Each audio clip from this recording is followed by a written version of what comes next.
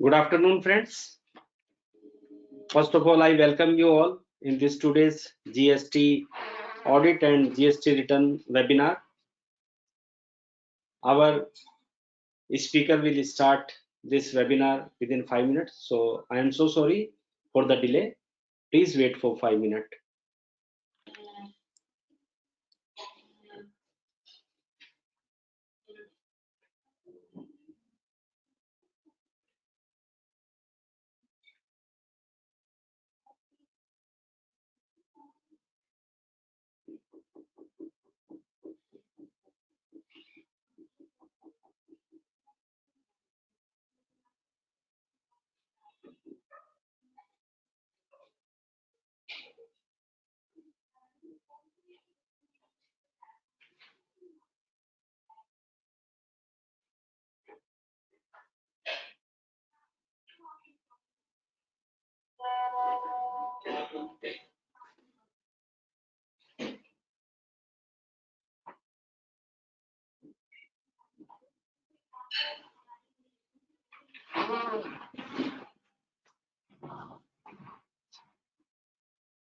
Our speaker just reaching is delayed due to some traffic problems.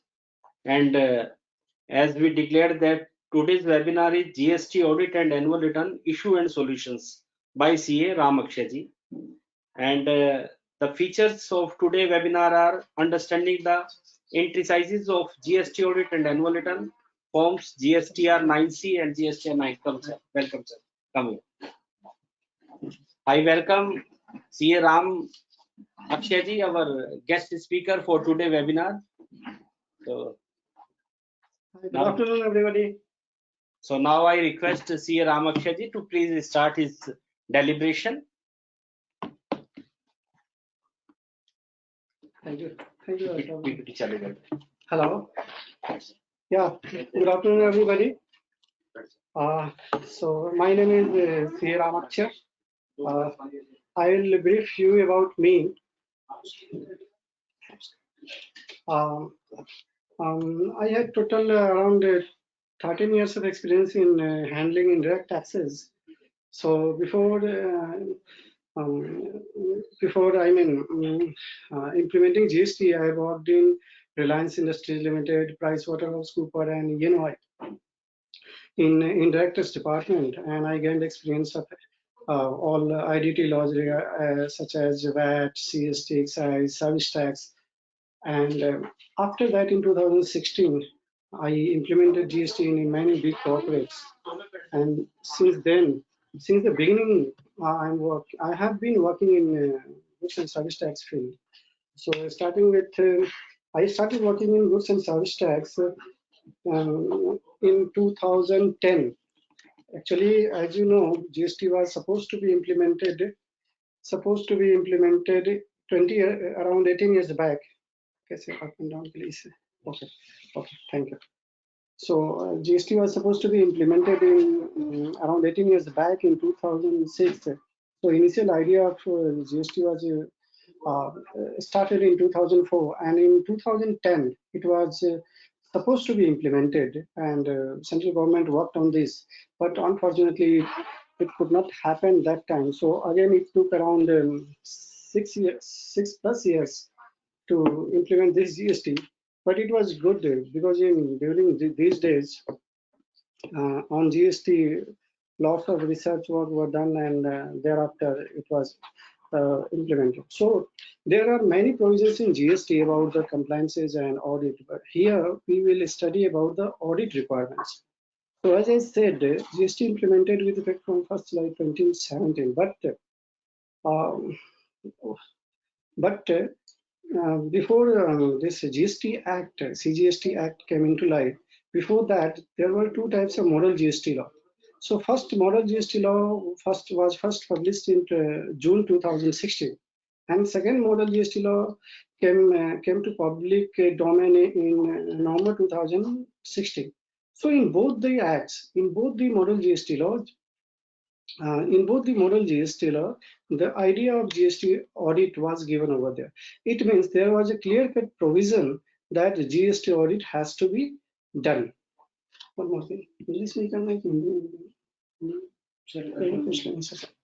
सो जो basic model GST law का जो idea था वो 2016 के मॉडल जीएसटी लॉस में ही दिया हुआ था, जीएसटी ऑडिट के बारे में provisions.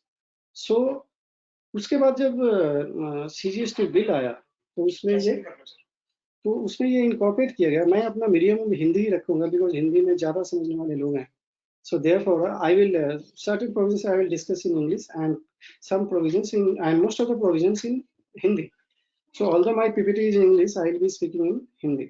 So as I said, तो उस टाइम ये प्रोविजन था, तो उस टाइम जो प्रोविजन था लगभग सिमिलर ही था मॉडल जीएसटी लॉ में भी, बट सीजीएसटी एक्ट में ये जो प्रोविजन है क्लियर कराया। और under section 35 subsection 5 of CGST act ये प्रोविजन दिया गया कि ऑडिट एवरी रजिस्टर्ड पर्सन का ऑडिट होगा, and audit has to be done by a chartered accountant और cost accountant. Anyone can do this audit, anyone can verify, provide certification. तो in this case first under this section 35(5) फिर rules framework. अब मैं आपको एक एक करके बताऊंगा कि जीएसटी ऑडिट का आइडिया क्या था, इसमें बेसिक प्रोविजंस क्या हैं, या इट मींस लीगल प्रोविजंस क्या हैं, including section and rules. So to start with, सबसे पहले सीजीएसटी एक्ट के सेक्शन 2 सबसेक्शन 13 में लिखा हुआ है कि what is the meaning of audit. तो इस सेक्शन में ऑडिट का मीनिंग दिया है कि audit is examination of records, returns and other documents, and in the audit we have to verify कि टर्नओवर जो डिक्लेयर किया है वो करेक्ट है या नहीं है, फिर टैक्स पे किया है, रिफंड पे किया है, वो करेक्ट है या नहीं है। सिमिलरली आईटीसी यदि एसएससी में अवेल किया है तो वो करेक्ट है या नहीं है। और उसके साथ ही हमें ये भी इसमें चेक करना होगा कि ऑडिट जो एसएससी है वो जीएसटी लॉ के रिक्वायरमेंट्स को कंप्लाई करता है या नहीं करता है। तो ये बेसिकली ऑडिट का मीनिंग दिया गया है जीएसटी ऑडिट में, और पर्पस भी यही है, जीएसटी ऑडिट कंडक्ट करने का पर्पस भी यही है। अब मैं सिस्टमेटिक वे में आपको बताऊंगा उसकी सेक्शन क्या कहता है, रूल्स क्या कहते हैं।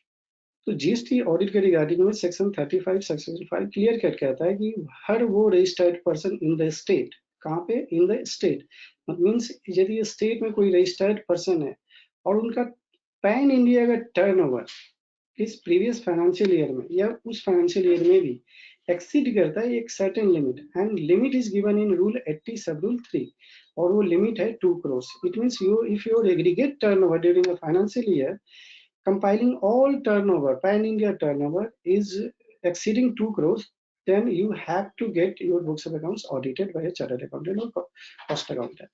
अब इसमें कई अदर प्रोविजंस भी हैं। अब ये जो ऑडिट होगा, ये ऑडिट कब होगा, तो इसके लिए लिया गया है सेक्शन 44 सब सेक्शन 2 में प्रोविजन है कि जब भी एनुअल रिटर्न फाइल हो गया, every registered person is required to get account audited under section 35(5) shall along with file annual return. और एनुअल रिटर्न का प्रोविजन किस में दिया गया है, सेक्शन 44(1) में। और साथ में ऑडिटेड एनुअल अकाउंट्स और रिकंसिलिएशन स्टेटमेंट, वही बेसिकली ऑडिट रिपोर्ट, उसके दो पार्ट है, part A and part B. वो रिकंसिलिएशन स्टेटमेंट उन्हें अपलोड करना होगा electronically. It means annual return भी फाइल करना है आपको और ऑडिट रिपोर्ट भी फाइल करना है, तो आपको दोनों चीजें फाइल करनी है यदि आपका टर्नओवर पैन इंडिया में 2 करोड़ से ज्यादा होता है।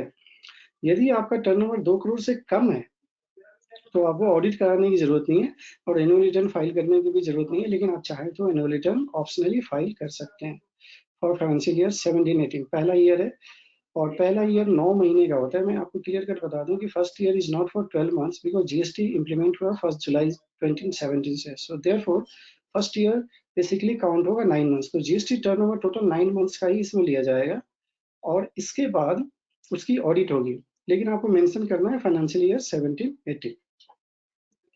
अब रूल 80 सब रूल 3 कहता है कि जो एग्रीगेट टर्नओवर जैसे ही आपका 2 करोड़ से एक्सीड होता है तो आपको जो ऑडिट रिपोर्ट सबमिट करना है, फाइल करना है, वो ऑडिट रिपोर्ट का फॉर्म का नाम होगा जीएसटीआर 9C।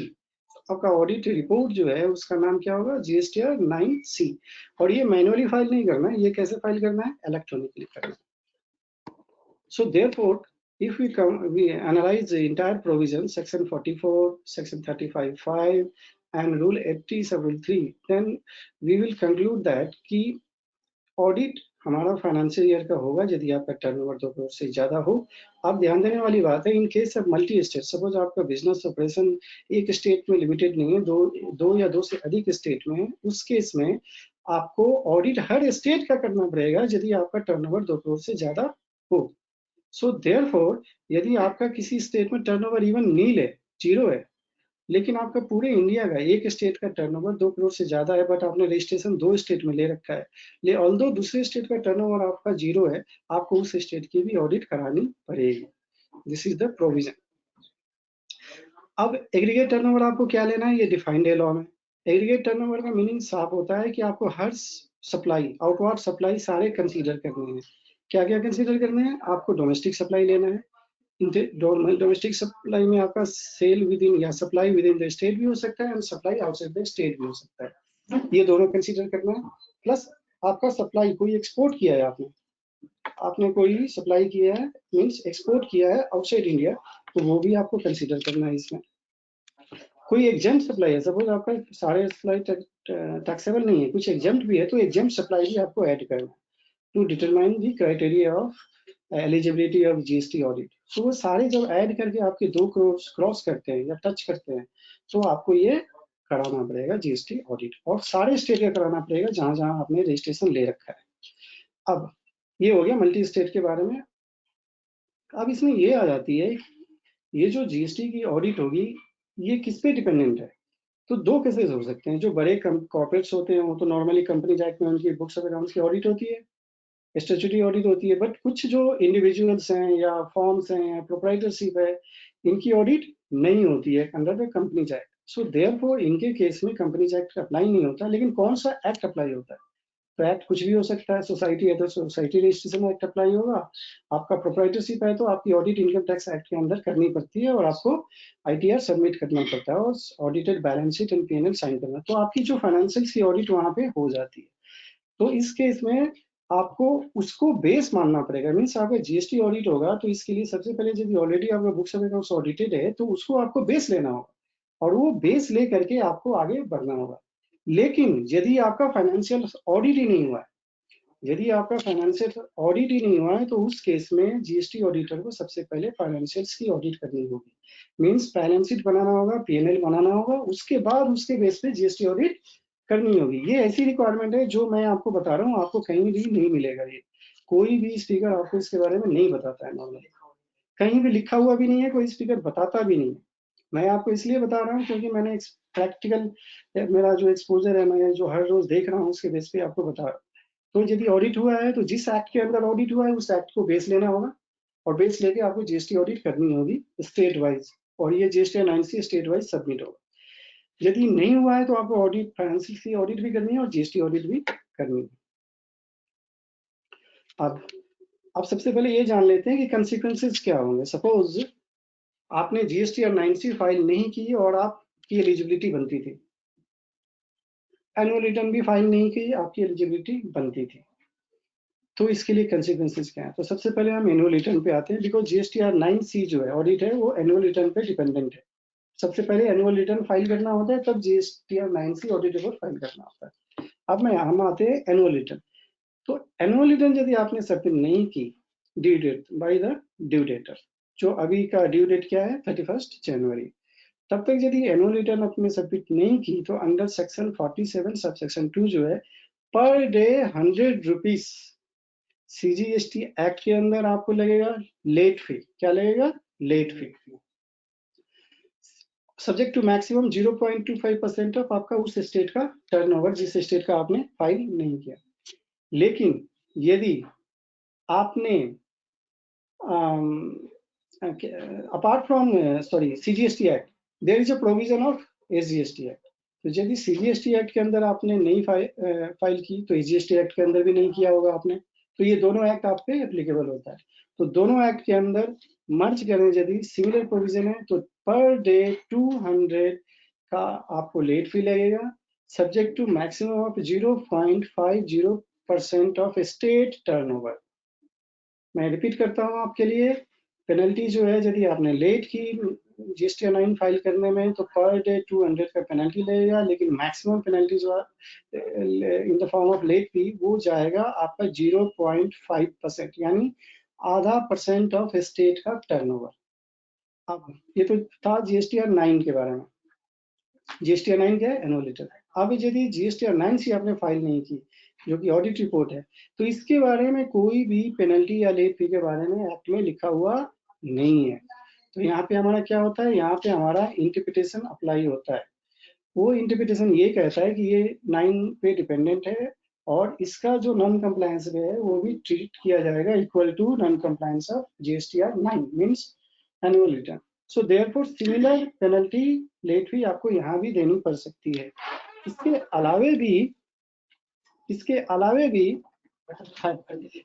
अलावे भी एक दूसरा ओपिनियन ये है इस पे कि आपको एक जनरल पेनल्टी जो under section 125 of CGST act लिखा हुआ है अप टू 25,000, तो वो अप टू 25,000 CGST एक्ट के अंदर plus up to 25,000 SGST act के अंदर दोनों मिला के आपको 50,000 रुपए देना पड़ सकता है। ये दूसरा व्यू है। तो या तो equal to GSTR 9C penalty दो और नहीं तो आपको 50,000 जनरल पेनल्टी आपको देनी पड़ेगी यदि नॉन कंप्लायंस करते हैं तो। अब हमने समझ लिया कि ऑडिट के प्रोविजंस क्या थे, ऑडिट का मीनिंग क्या। सबसे पहले हमने समझा ऑडिट का मीनिंग क्या है। उसके पहले हमने समझा कि GST लॉ में ऑडिट के प्रोविजंस कब से आ रहे हैं। फिर हमने समझा कि ऑडिट का मीनिंग क्या है। फिर हमने समझा कि ऑडिट के लीगल प्रोविजंस क्या है। अब हमने समझा कि कंसिक्वेंसेस क्या है यदि आपने 9 और 9C फाइल नहीं की। अब आते हैं हम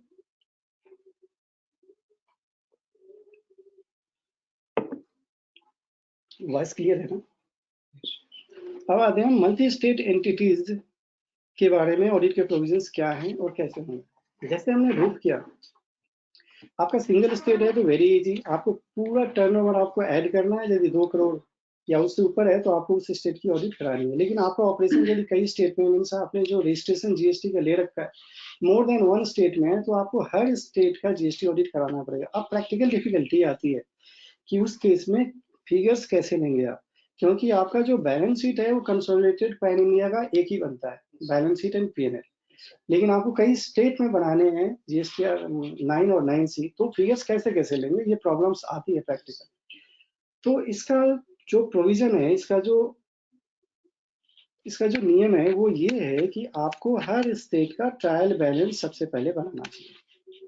और ये जो ट्रायल बैलेंस बनेगा इनका सम टोटल आपके पैन इंडिया के बैलेंस शीट से मैच होना चाहिए। तो हमारा हर स्टेट का ट्रायल बैलेंस आ गया, तो हर स्टेट की एक्सपेंस, इनकम, एसेट, लायबिलिटी सारी आ गई। अब उसको हमें बेस मान करके हमें अपना GSTR 9C या 9 जो है बनाना पड़ेगा। इनफैक्ट आपने GSTR 9 बनाने के टाइम आपने स्टेट का टर्नओवर ही लिया होगा सारा, तो ऑब्वियसली जब स्टेट का ट्रायल बैलेंस होगा तो लगभग सेम होना चाहिए।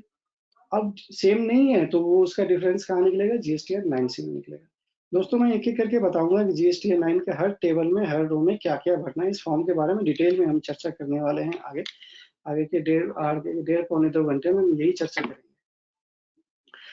अब जैसे हमने बताया कि मल्टी स्टेट के केस में स्टेट वाइज ट्रायल बैलेंस आपको निकालना होगा। इस केस में क्या होता है, मल्टी स्टेट में जो आप रजिस्टर्ड हैं तो हर स्टेट के लिए दूसरा स्टेट जो है उसको हम डिस्टिंक्ट पर्सन कहते हैं। क्या कहते हैं? Distinct person. और डिस्टिंक्ट पर्सन का डेफिनेशन कहाँ दिया हुआ है, सेक्शन 25 ऑफ CGST एक्ट। तो जो हम एक रजिस्टर्ड ब्रांच के लिए दूसरा ब्रांच क्या हो गया, डिस्टिंक्ट पर्सन हो गया। तो मल्टी स्टेट में आपस में भी ट्रांजेक्शन हो सकते हैं और कस्टमर के साथ भी हो सकते हैं, सप्लायर्स के साथ भी हो सकते हैं। अब प्रॉब्लम ये है कि जब कंसोलिडेटेड बैलेंस शीट बनता है तो उसमें आपस के ट्रांजेक्शंस नहीं आते हैं, वो एक का डेबिट एक का क्रेडिट क्या हो जाता है, नॉक आउट हो जाता है। उस केस में हम क्या करते हैं, हमें सेपरेटली आइडेंटिफाई करना पड़ता है हर स्टेट के अपने अपने ट्रांजेक्शंस को। अब जैसे हमने बताया कि स्टेट वाइज आपको ट्रायल बैलेंस मेंटेन करना। अब स्टेट वाइज ट्रायल बैलेंस कैसे मेंटेन करेंगे, तो इसके लिए CGST एक्ट ने क्लियर कट प्रोविजन दे रखा है कि आपको हर स्टेट का, हर ब्रांच का, हर रजिस्टर्ड लोकेशन का आपको books of accounts and records maintain करना है सेपरेटली। मीन्स आप सपोज दिल्ली में रजिस्टर्ड है और आपका हेड ऑफिस कहाँ है, मुंबई में है, तो ये नहीं कह सकते कि मैं तो सारा बुक्स मुंबई में रखूंगा भाई, आपको दिल्ली का books of accounts records Delhi में ही रखना पड़ेगा, और ये प्रोविजन एसजीएसटी एक्ट में सीजीएसटी एक्ट में दे रखा है, बना रखा है। एसजीएसटी एक्ट में क्लियर कट ये बातें कही है। सो देयरफॉर आपके बुक्स ऑफ अकाउंट्स रिकॉर्ड सारे स्टेट वाइज होने चाहिए, आपके सारे expenses income state wise identified होने चाहिए, फिर आप इस पे काम करना शुरू कर सकते हैं in case of multi state entities. अब इसमें इश्यूज क्या आएंगे, तो सबसे पहला इश्यूज तो होता है स्टॉक ट्रांसफर ऑफ गुड्स। मतलब एक हेड ऑफिस ने ब्रांच को भेजा, ब्रांच ने दूसरे ब्रांच को भेजा, ब्रांच ने हेड ऑफिस को भेजा, ये ट्रांजेक्शंस आपके बैलेंस शीट में नॉकअप हो जाते हैं, बट आपको यहाँ पे दिखाना पड़ता है, बिकॉज इंटरस्टेट जो सप्लाई है बिटवीन ब्रांचेज वो क्या है, टैक्सेबल सप्लाई है, उसमें टैक्स इनवॉइस आपको इश्यू करना होता है, वो टैक्सेबल सप्लाई है, तो इसको आपको सेपरेटली आइडेंटिफाई करना पड़ेगा। और सबसे बड़ी बात है इनकी वैल्यूएशन की। इनकी वैल्यूएशन क्या होगी, जब ब्रांचेस के थ्रू ट्रांजेक्शन हो रहा है तो इस केस में वैल्यूएशन का बहुत बड़ा चक्कर पड़ता है, क्योंकि मैं किसी भी वैल्यू में बेच सकता हूँ सामने वाले में। तो इसके लिए सीजीएसटी रूल ने क्लियर कट प्रोविजन दिया है कि आप यदि सामने वाली पार्टी उसका क्रेडिट ले रही है तो आप किसी भी वैल्यू पे भेजिए, कोई प्रॉब्लम नहीं, अदरवाइज उनके फॉर्मूला दे रखे हैं उन्होंने, ठीक है, रूल्स दे रखे हैं, उस फॉर्मूले के हिसाब से आपको कैलकुलेट करना पड़ेगा। Normally it should be market value, ठीक है, तो वो आपको वैल्यूएशन की दिक्कत आती है। तो यहाँ पे ध्यान रखने वाली बात है हमें कि वैल्यू क्या लेंगे स्टॉक ट्रांसफर के केस में। सेकेंड आता है कॉमन एक्सपेंसेस। कई एक्सपेंसेस ऐसे होते हैं जो हेड ऑफिस इनकर करता है ऑन बिहाफ ऑफ ब्रांचेस, या सेंट्रलाइज एक्सपेंसेस होते हैं, उस एक्सपेंसेस को कैसे हम एलोकेट करेंगे, तो ये सबसे बड़ी प्रॉब्लम आती है in case of multi state entities, means आपके कई स्टेट में रजिस्ट्रेशन है, तो उस केस में हम क्या करेंगे, उस कॉमन कॉस्ट का उसको हम एक रीजनेबल बेसिस पे डिस्ट्रीब्यूट करेंगे। जैसे आईएसडी का प्रोविजन है, आईएसडी में है तो ठीक है, अदरवाइज हमें एक रीजनेबल बेसिस पे उनको उन कॉमन कॉस्ट को डिस्ट्रीब्यूट करना होता है, और वो जो एलोकेशन है वो नॉर्मली टर्नओवर के बेस पे होता है, मैन पावर जो एम्प्लॉयड हैं उनकी कॉस्टिंग के बेस पे होता है, या सुटेबल जो कॉस्ट ड्राइवर्स हैं उसके बेस पे हम करते हैं। तो वो हमें करना पड़ेगा, तभी जाके हमारा प्रॉपर कॉमन एक्सपेंसेस को डिस्ट्रीब्यूट करके और प्रॉपर अकाउंटिंग हो सकती है, प्रॉपर जीएसटी ऑडिट हो सकती है। सॉरी, थर्ड जो प्रॉब्लम आती है कि जी इंफ्रास्ट्रक्चर है, हमारा सेंट्रलाइज इंफ्रास्ट्रक्चर होता है और सारे यूज करते हैं, सारे branches, sales office, warehouse, हर कोई यूज करता है, सच एज इंफॉर्मेशन टेक्नोलॉजी, आपका ईआरपी, आपका फाइनेंस फंक्शन, आपका अकाउंटिंग, ह्यूमन रिसोर्स, सबका एचआर लगभग सेंट्रलाइज ही होता है। कॉर्पोरेट मैनेजमेंट, सीईओ, सीएफओ, ये सारे एक जगह ही बैठते हैं कॉर्पोरेट ऑफिस में, तो इनके कॉस्ट को भी आपको डिस्ट्रीब्यूट करना है। कैसे डिस्ट्रीब्यूट करना है, ये सारे जो कॉस्ट है use of infrastructure normally and use के बेस पे करना चाहिए, यानी जिसने जितना यूज किया उसको उस बेस पे एलोकेट करना चाहिए, तब जाके प्रॉपर एलोकेशन।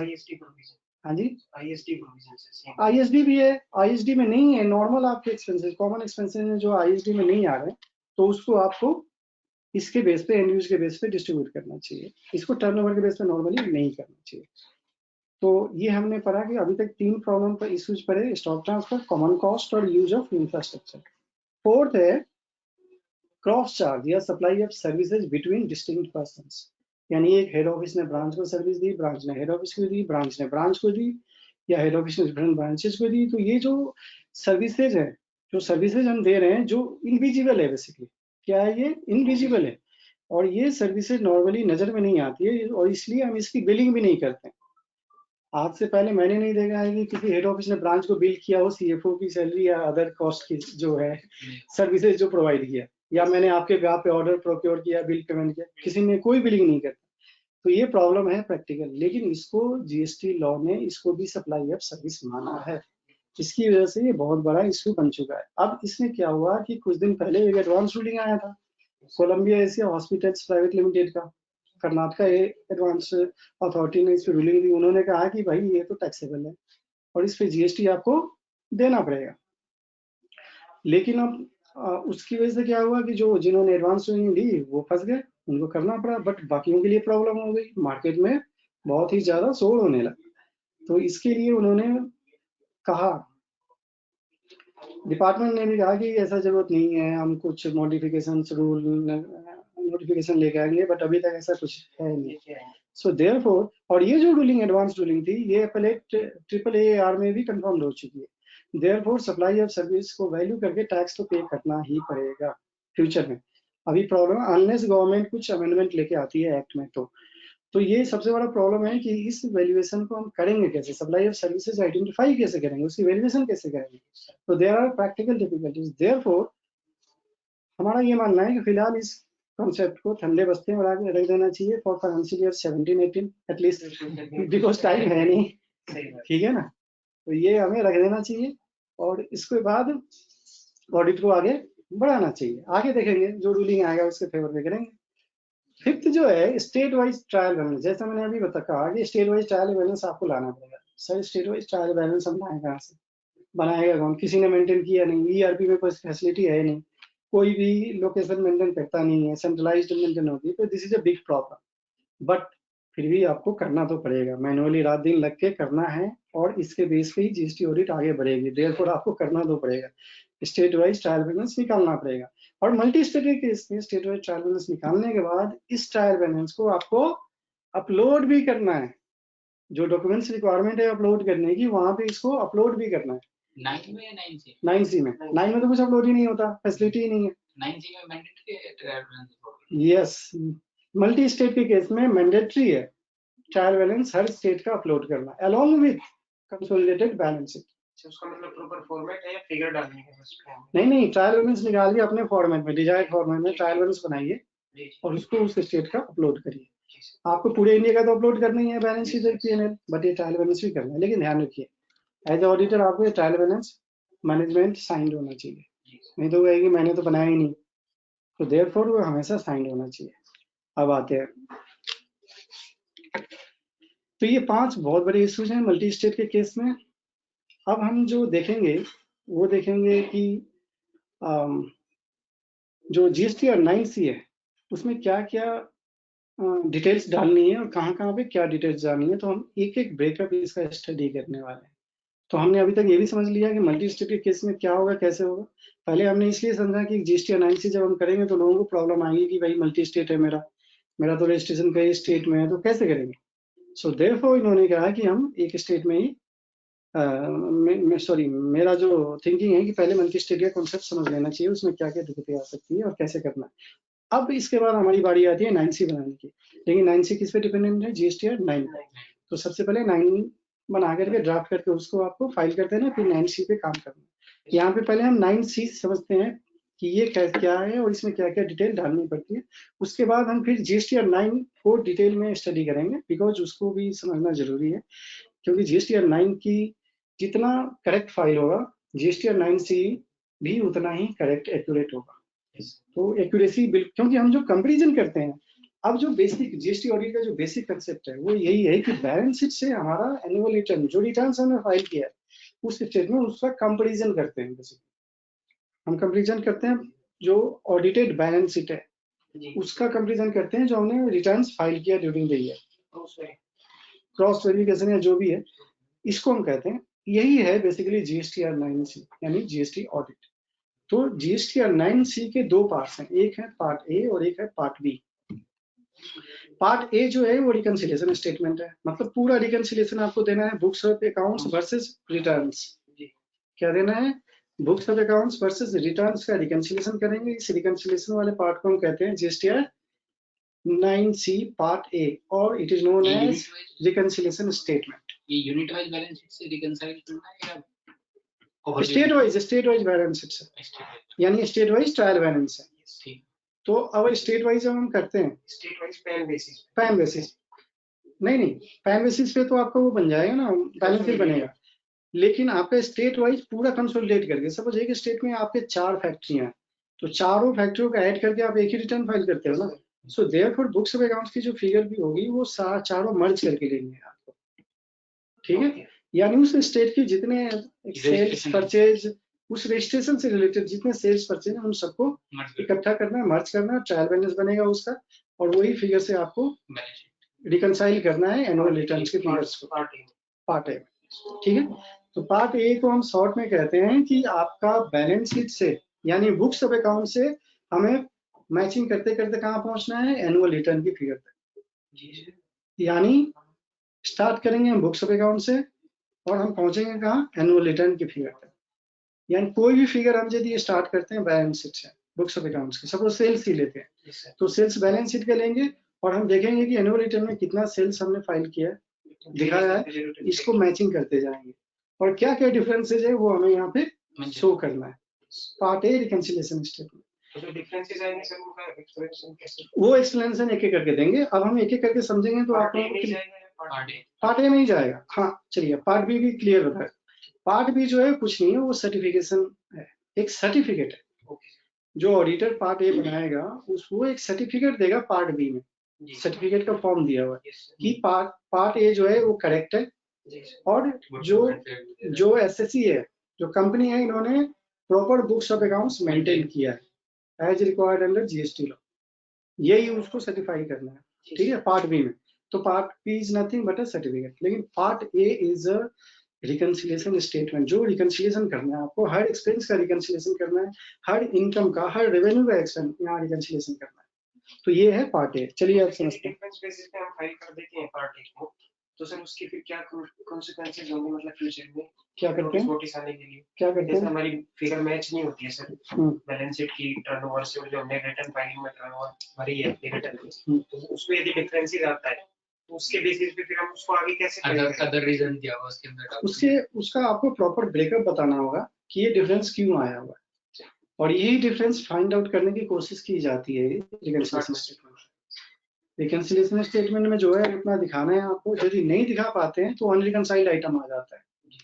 क्या हो जाता है? अनरिकंसाइल्ड आइटम। उस अनरिकंसाइल्ड आइटम का ब्रेकअप आपके पास होना चाहिए कि भाई क्यों अनरिकंसिलिएशन आया। ऐसा तो है नहीं कि आपको पता नहीं है, आपने रिटर्न फाइल किया, आपको पता तो होगा, बुक्स ऑफ अकाउंट्स आपका है, बैलेंस शीट आपने बनाई और एनुअल रिटर्न भी आप ही ने फाइल करी, तो आपको हर चीज का पता ही होगा।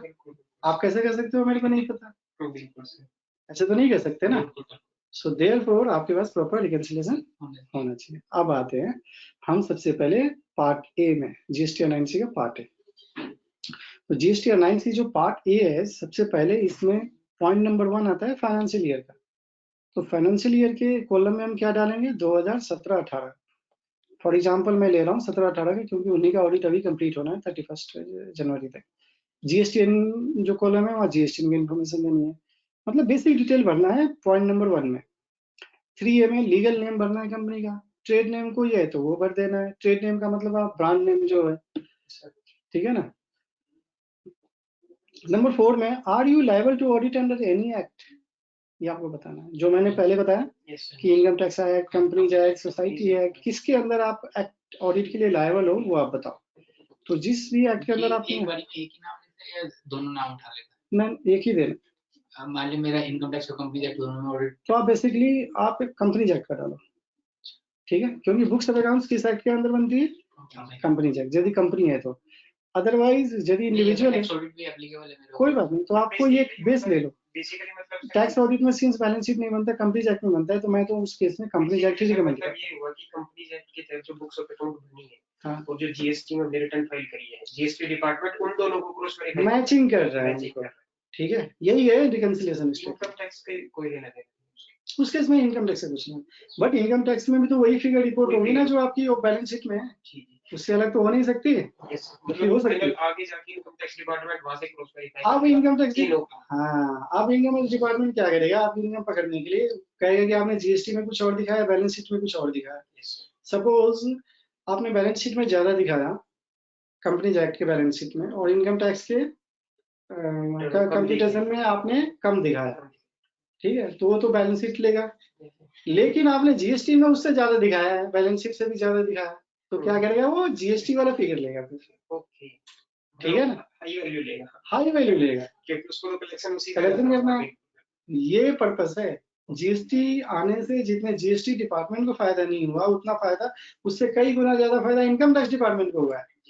इनकम टैक्स डिपार्टमेंट का रेवेन्यू बढ़ गया है, पर जीएसटी डिपार्टमेंट का रेवेन्यू वही का वही है, बिकॉज हर ट्रांजेक्शन रिपोर्ट होने लगी है, मैचिंग होने लगा है, इसलिए पकड़ में आ जाता है। तो यहाँ पे वो ले एक्ट का नाम लिखना है, yes. Are you liable to audit under any act, yes, और एक्ट का नाम लिखना है। आइए अब next point 2, GSTR 9C part A means reconciliation statement का पॉइंट नंबर 2 में जो डिटेल रहना, ये बेसिकली अब यहाँ से बेसिक डिटेल हमने भर दी, इसके बाद हमारा स्टार्ट हो गया।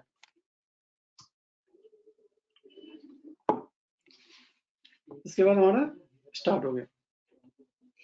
अब हम क्या करेंगे इसमें, पॉइंट 2 पार्ट ए का पॉइंट 2 में सीरियल नंबर 5 है। सीरियल नंबर 5 है रिकंसिलिएशन ऑफ ग्रॉस टर्नओवर। अब बेसिकली इस ऑडिट में देखिए चीज रिकंसिलिएशन स्टेटमेंट में क्या कहते हैं ना, सबसे पहले हम ग्रॉस टर्नओवर को रिकंसाइल करते हैं, ठीक है, उसको रिकंसाइल करके हम टैक्सेबल टर्नओवर तक पहुंचते हैं जी sir. Under GST law, yes. ठीक है। ग्रॉस टर्नओवर उठाया हमने, उसको रिकंसाइल करके टैक्सेबल टर्नओवर में हमने किया अंडर जीएसटी लॉ। तो ये हम बेसिकली क्या करते हैं, रिकंसिलिएशन करते हैं। तो सबसे पहले जो टर्नओवर उठाना है, जैसे मैंने बताया कि पूरा टर्नओवर, पूरे साल का टर्नओवर आपने उठाना है ऊपर में। 9 मंथ्स का तो जीएसटी एप्लीकेबल है फॉर फाइनेंशियल ईयर 17-18, लेकिन आपको टर्नओवर उठाना है पूरे साल का। पूरे साल का टर्नओवर उठा करके 5A में वो फिगर डालनी है।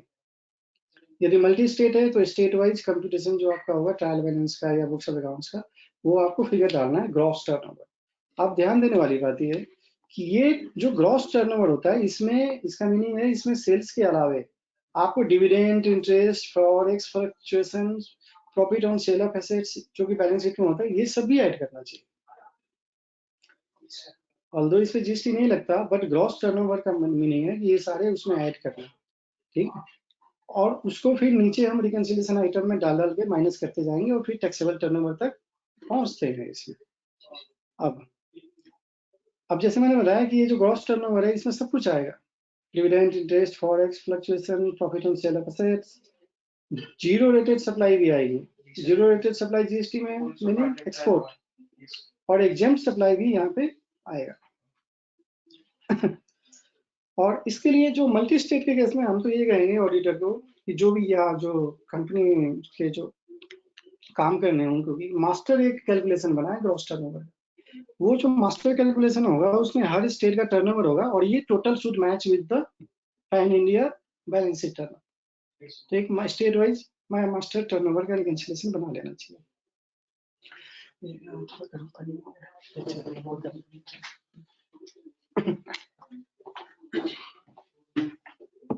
अब नेक्स्ट जो पॉइंट है 5A हमने डाल दिया, 5A में टोटल ग्रॉस टर्नओवर आता है। अब हम आगे देखेंगे जो डिफरेंट आइटम्स हैं, आप जैसे स्क्रीन पे देख पा रहे हैं B, C, D, E, F, G, H, I, J, K, और ये P तक पहुंचता है। और उसके बाद Q में आपको एनुअल रिटर्न का जो टर्नओवर है वो डालना होता है। और फिर उसके नीचे जो है R में जो यदि कोई डिफरेंस आता है, यानी आपने जो एनुअल रिटर्न में शो किया है जो कि रो नंबर Q में आता है, तो सीरियल नंबर Q या रो नंबर Q में जो आया वो एनुअल रिटर्न की हम फिगर डालते हैं टर्नओवर, और ऊपर जो रिकंसाइल करके आ रहे हैं इससे उसकी मैचिंग करते हैं, जो कुछ डिफरेंस आता है वो R में आ जाता है अनरिकंसाइल्ड आइटम। अब आपको सबसे पहले मैं ये बता दूं, इस केस में आप जैसे देख पा रहे हैं कि B5 पॉइंट नंबर 2 का 5 का पार्ट B जो है वो क्या है, ऑप्शनल है। पार्ट B क्या कहता है, unbilled revenue at the beginning of financial year. कोई यदि अनबिल्ड रेवेन्यू है तो वो आपको यहाँ पे शो करना है। मैं आपको बताऊंगा कि अनबिल्ड रेवेन्यू क्या है। अनबिल्ड रेवेन्यू जो है वो मैंने पीछे दे रखा है, is the revenue recognized in the books of accounts before issue of an invoice at the end of a particular period।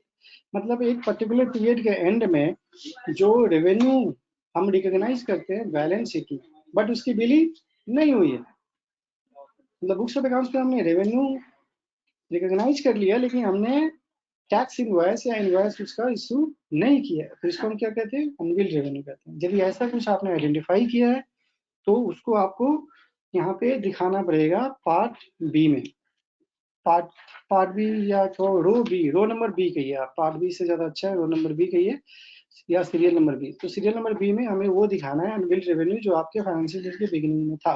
यदि अब प्रैक्टिकल प्रॉब्लम आएगी जो आप कैसे आइडेंटिफाई करेंगे, तो दोस्तों मैं बता दूं कि जब बैलेंस शीट की ऑडिट होती है, बुक्स ऑफ अकाउंट्स की ऑडिट होती है, और उसमें जब बैलेंस शीट आपका बनता है तो उस बैलेंस शीट में ही ये लिखा होता है आइडेंटिफाई करके, तो वहां से आपको लेना है ओपनिंग और क्लोजिंग फिगर आपको लेनी है। ओपनिंग सीरियल नंबर बी में आता है यहाँ पे, और सीरियल नंबर एच में है आपका unbilled revenue at the end of financial year means closing. तो ये दोनों ओपनिंग और क्लोजिंग अनबिल्ड रेवेन्यू आपको यहाँ पे शो करना है। लेकिन अच्छी बात ये है, चलिए एक एक करके समझते हैं।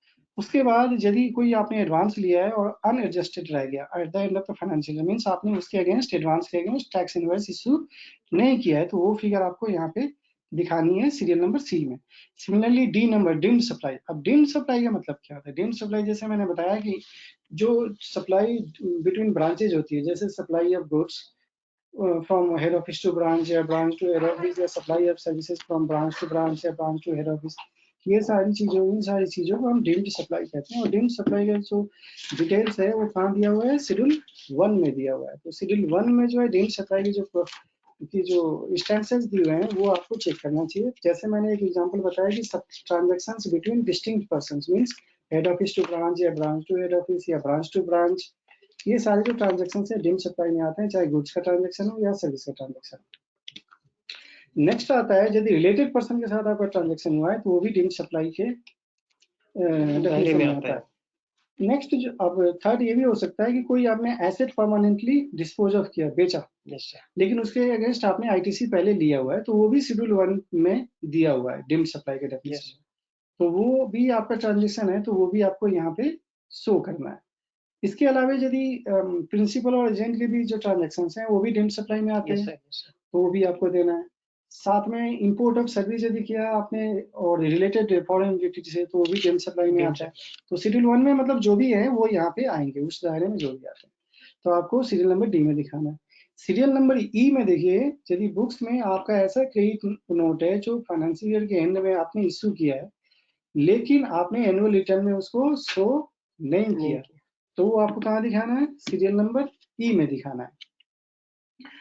ये क्रेडिट नोट्स की बात हो रही है। आपने बुक्स में दिखाया लेकिन एनुअल रिटर्न में नहीं दिखाया, लेकिन हमें कहाँ पहुंचना है? बैलेंस शीट से एनुअल रिटर्न तक, तो हमें क्या करना होगा? ये माइनस करना होगा, तो इसलिए हमें यहाँ पे दिखाना पड़ेगा।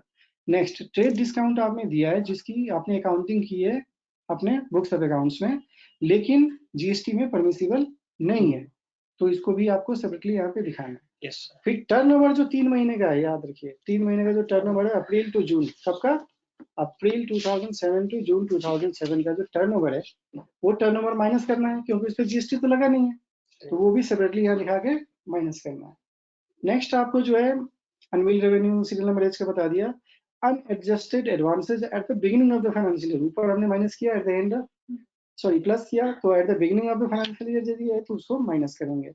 क्रेडिट नोट जो आपने इश्यू किया है और बुक्स ऑफ अकाउंट्स में अकाउंट फॉर है, लेकिन आपने जीएसटी में वो परमिसिबल नहीं है, तो वो क्रेडिट नोट भी यहाँ पे डालना है। ध्यान रहे, अब ये दो टाइप के हो गए, एक तो क्रेडिट नोट सेपरेटली लिखा है इन्होंने, एक लिखा है ट्रेड डिस्काउंट, इसलिए कि ट्रेड डिस्काउंट के रिस्पेक्ट में क्रेडिट नोट इशू नहीं होता है। क्यों नहीं होता है? क्योंकि उसको बुक्स इनवॉइस पे ही शो करके दिखा दिया जाता है, देयरफॉर उसके रिस्पेक्ट में क्रेडिट नोट इशू करने की जरूरत नहीं है, तो इसको लिए सेपरेट आइटम इन्होंने डाला है, ये रीजन है। बाकी दोनों सेम है, पर्पस सेम है, ठीक है।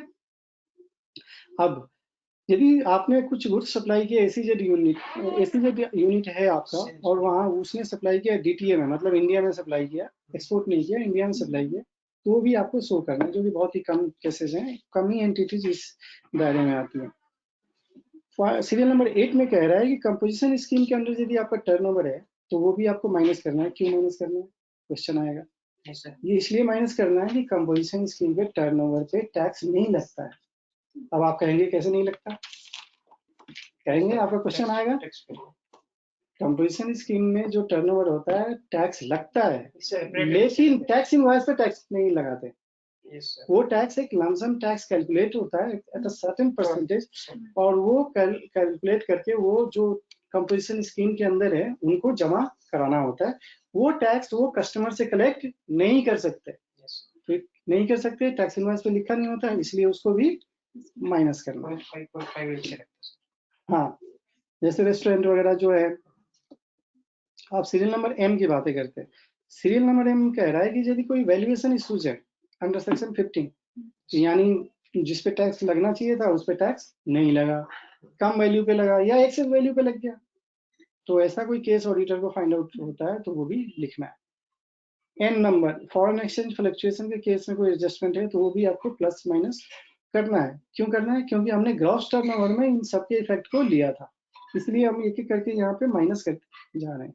नेक्स्ट जो है आपका ओ यानी 5O जो पॉइंट है, ये बहुत ही इंपॉर्टेंट है। जो भी ऊपर से अभी तक हमने जो पढ़ा उसमें किसी भी रो में नहीं फॉल करता उसको हम यहाँ पे डाल देते हैं। लेकिन ध्यान रहे यहाँ पे आंख बंद करके नहीं डालेंगे, इसका ब्रेकअप हमारे को होना चाहिए।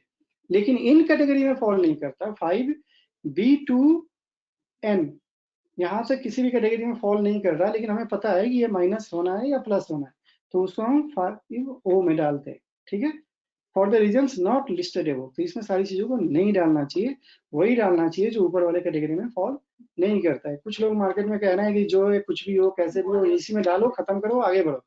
गलत कह रहे हैं, ऐसा नहीं करना है बिल्कुल। आज तो फाइल करने के पर्पज से कर दोगे, 2 साल बाद नोटिस आएगा, खोजते रह जाओगे, ढूंढते रह जाओगे, इस पे अनडिस्क्लोज्ड इनकम करके इस पे टैक्स लगा देगा वो, क्या फायदा। इसलिए अभी ब्रेकअप रखो, नहीं तो फंसोगे। अब यहाँ तक आ गई बात। अब इन सारे फिगर्स को ये ऑटोमेटिक टोटल आ जाएगा 5P में, और 5P में टोटल आने के बाद 5Q में आपका जो एनुअल रिटर्न में जो टर्नओवर आपने डिक्लेयर किया है उस एनुअल रिटर्न के टर्नओवर को यहाँ पे लिखेंगे और फिर दोनों का कंपेरिजन करेंगे। ठीक है, कंपेरिजन करके मैच हो जाना चाहिए आइडियली। ठीक है, नॉर्मली इट शुड मैच। यदि मैच नहीं करता है तो फिर आपके आंख नाक कान खड़े हो जाने चाहिए, मतलब आप खड़े ना हो लेकिन दिमाग खड़ा होना चाहिए। ठीक है, और फिर आप क्या करेंगे, उसका रीजन फाइंड आउट करेंगे कि भाई डिफरेंस क्यों है। अब अपना ऑडिटर माइंड अप्लाई करेंगे यहाँ पे कि भाई क्यों डिफरेंस आ रहा है, और उस डिफरेंस के रीजन को फाइंड आउट करेंगे, और उसका रीजन फाइंड आउट करके फिर उसका एक्सप्लेनेशन नीचे आप लिख सकते हैं नेक्स्ट कॉलम में। ठीक है, एक्सप्लेनेशन डालने के बाद वो मैच हो जाए, मैच हो। और मैच नहीं भी होता है, मतलब जो अनरिकंसाइल्ड कोई फिगर आ गई तो उसके बारे में लिख दो कि ये फिगर क्यों आ रही है, व्हाट इज द रीजन। तो रीजन आपको लिख देना है, रीजन लिख दिया आपने तो करेक्ट है, नहीं लिखा तो फिर वो नोटिस उधर से आने के चांसेस बढ़ जाते हैं।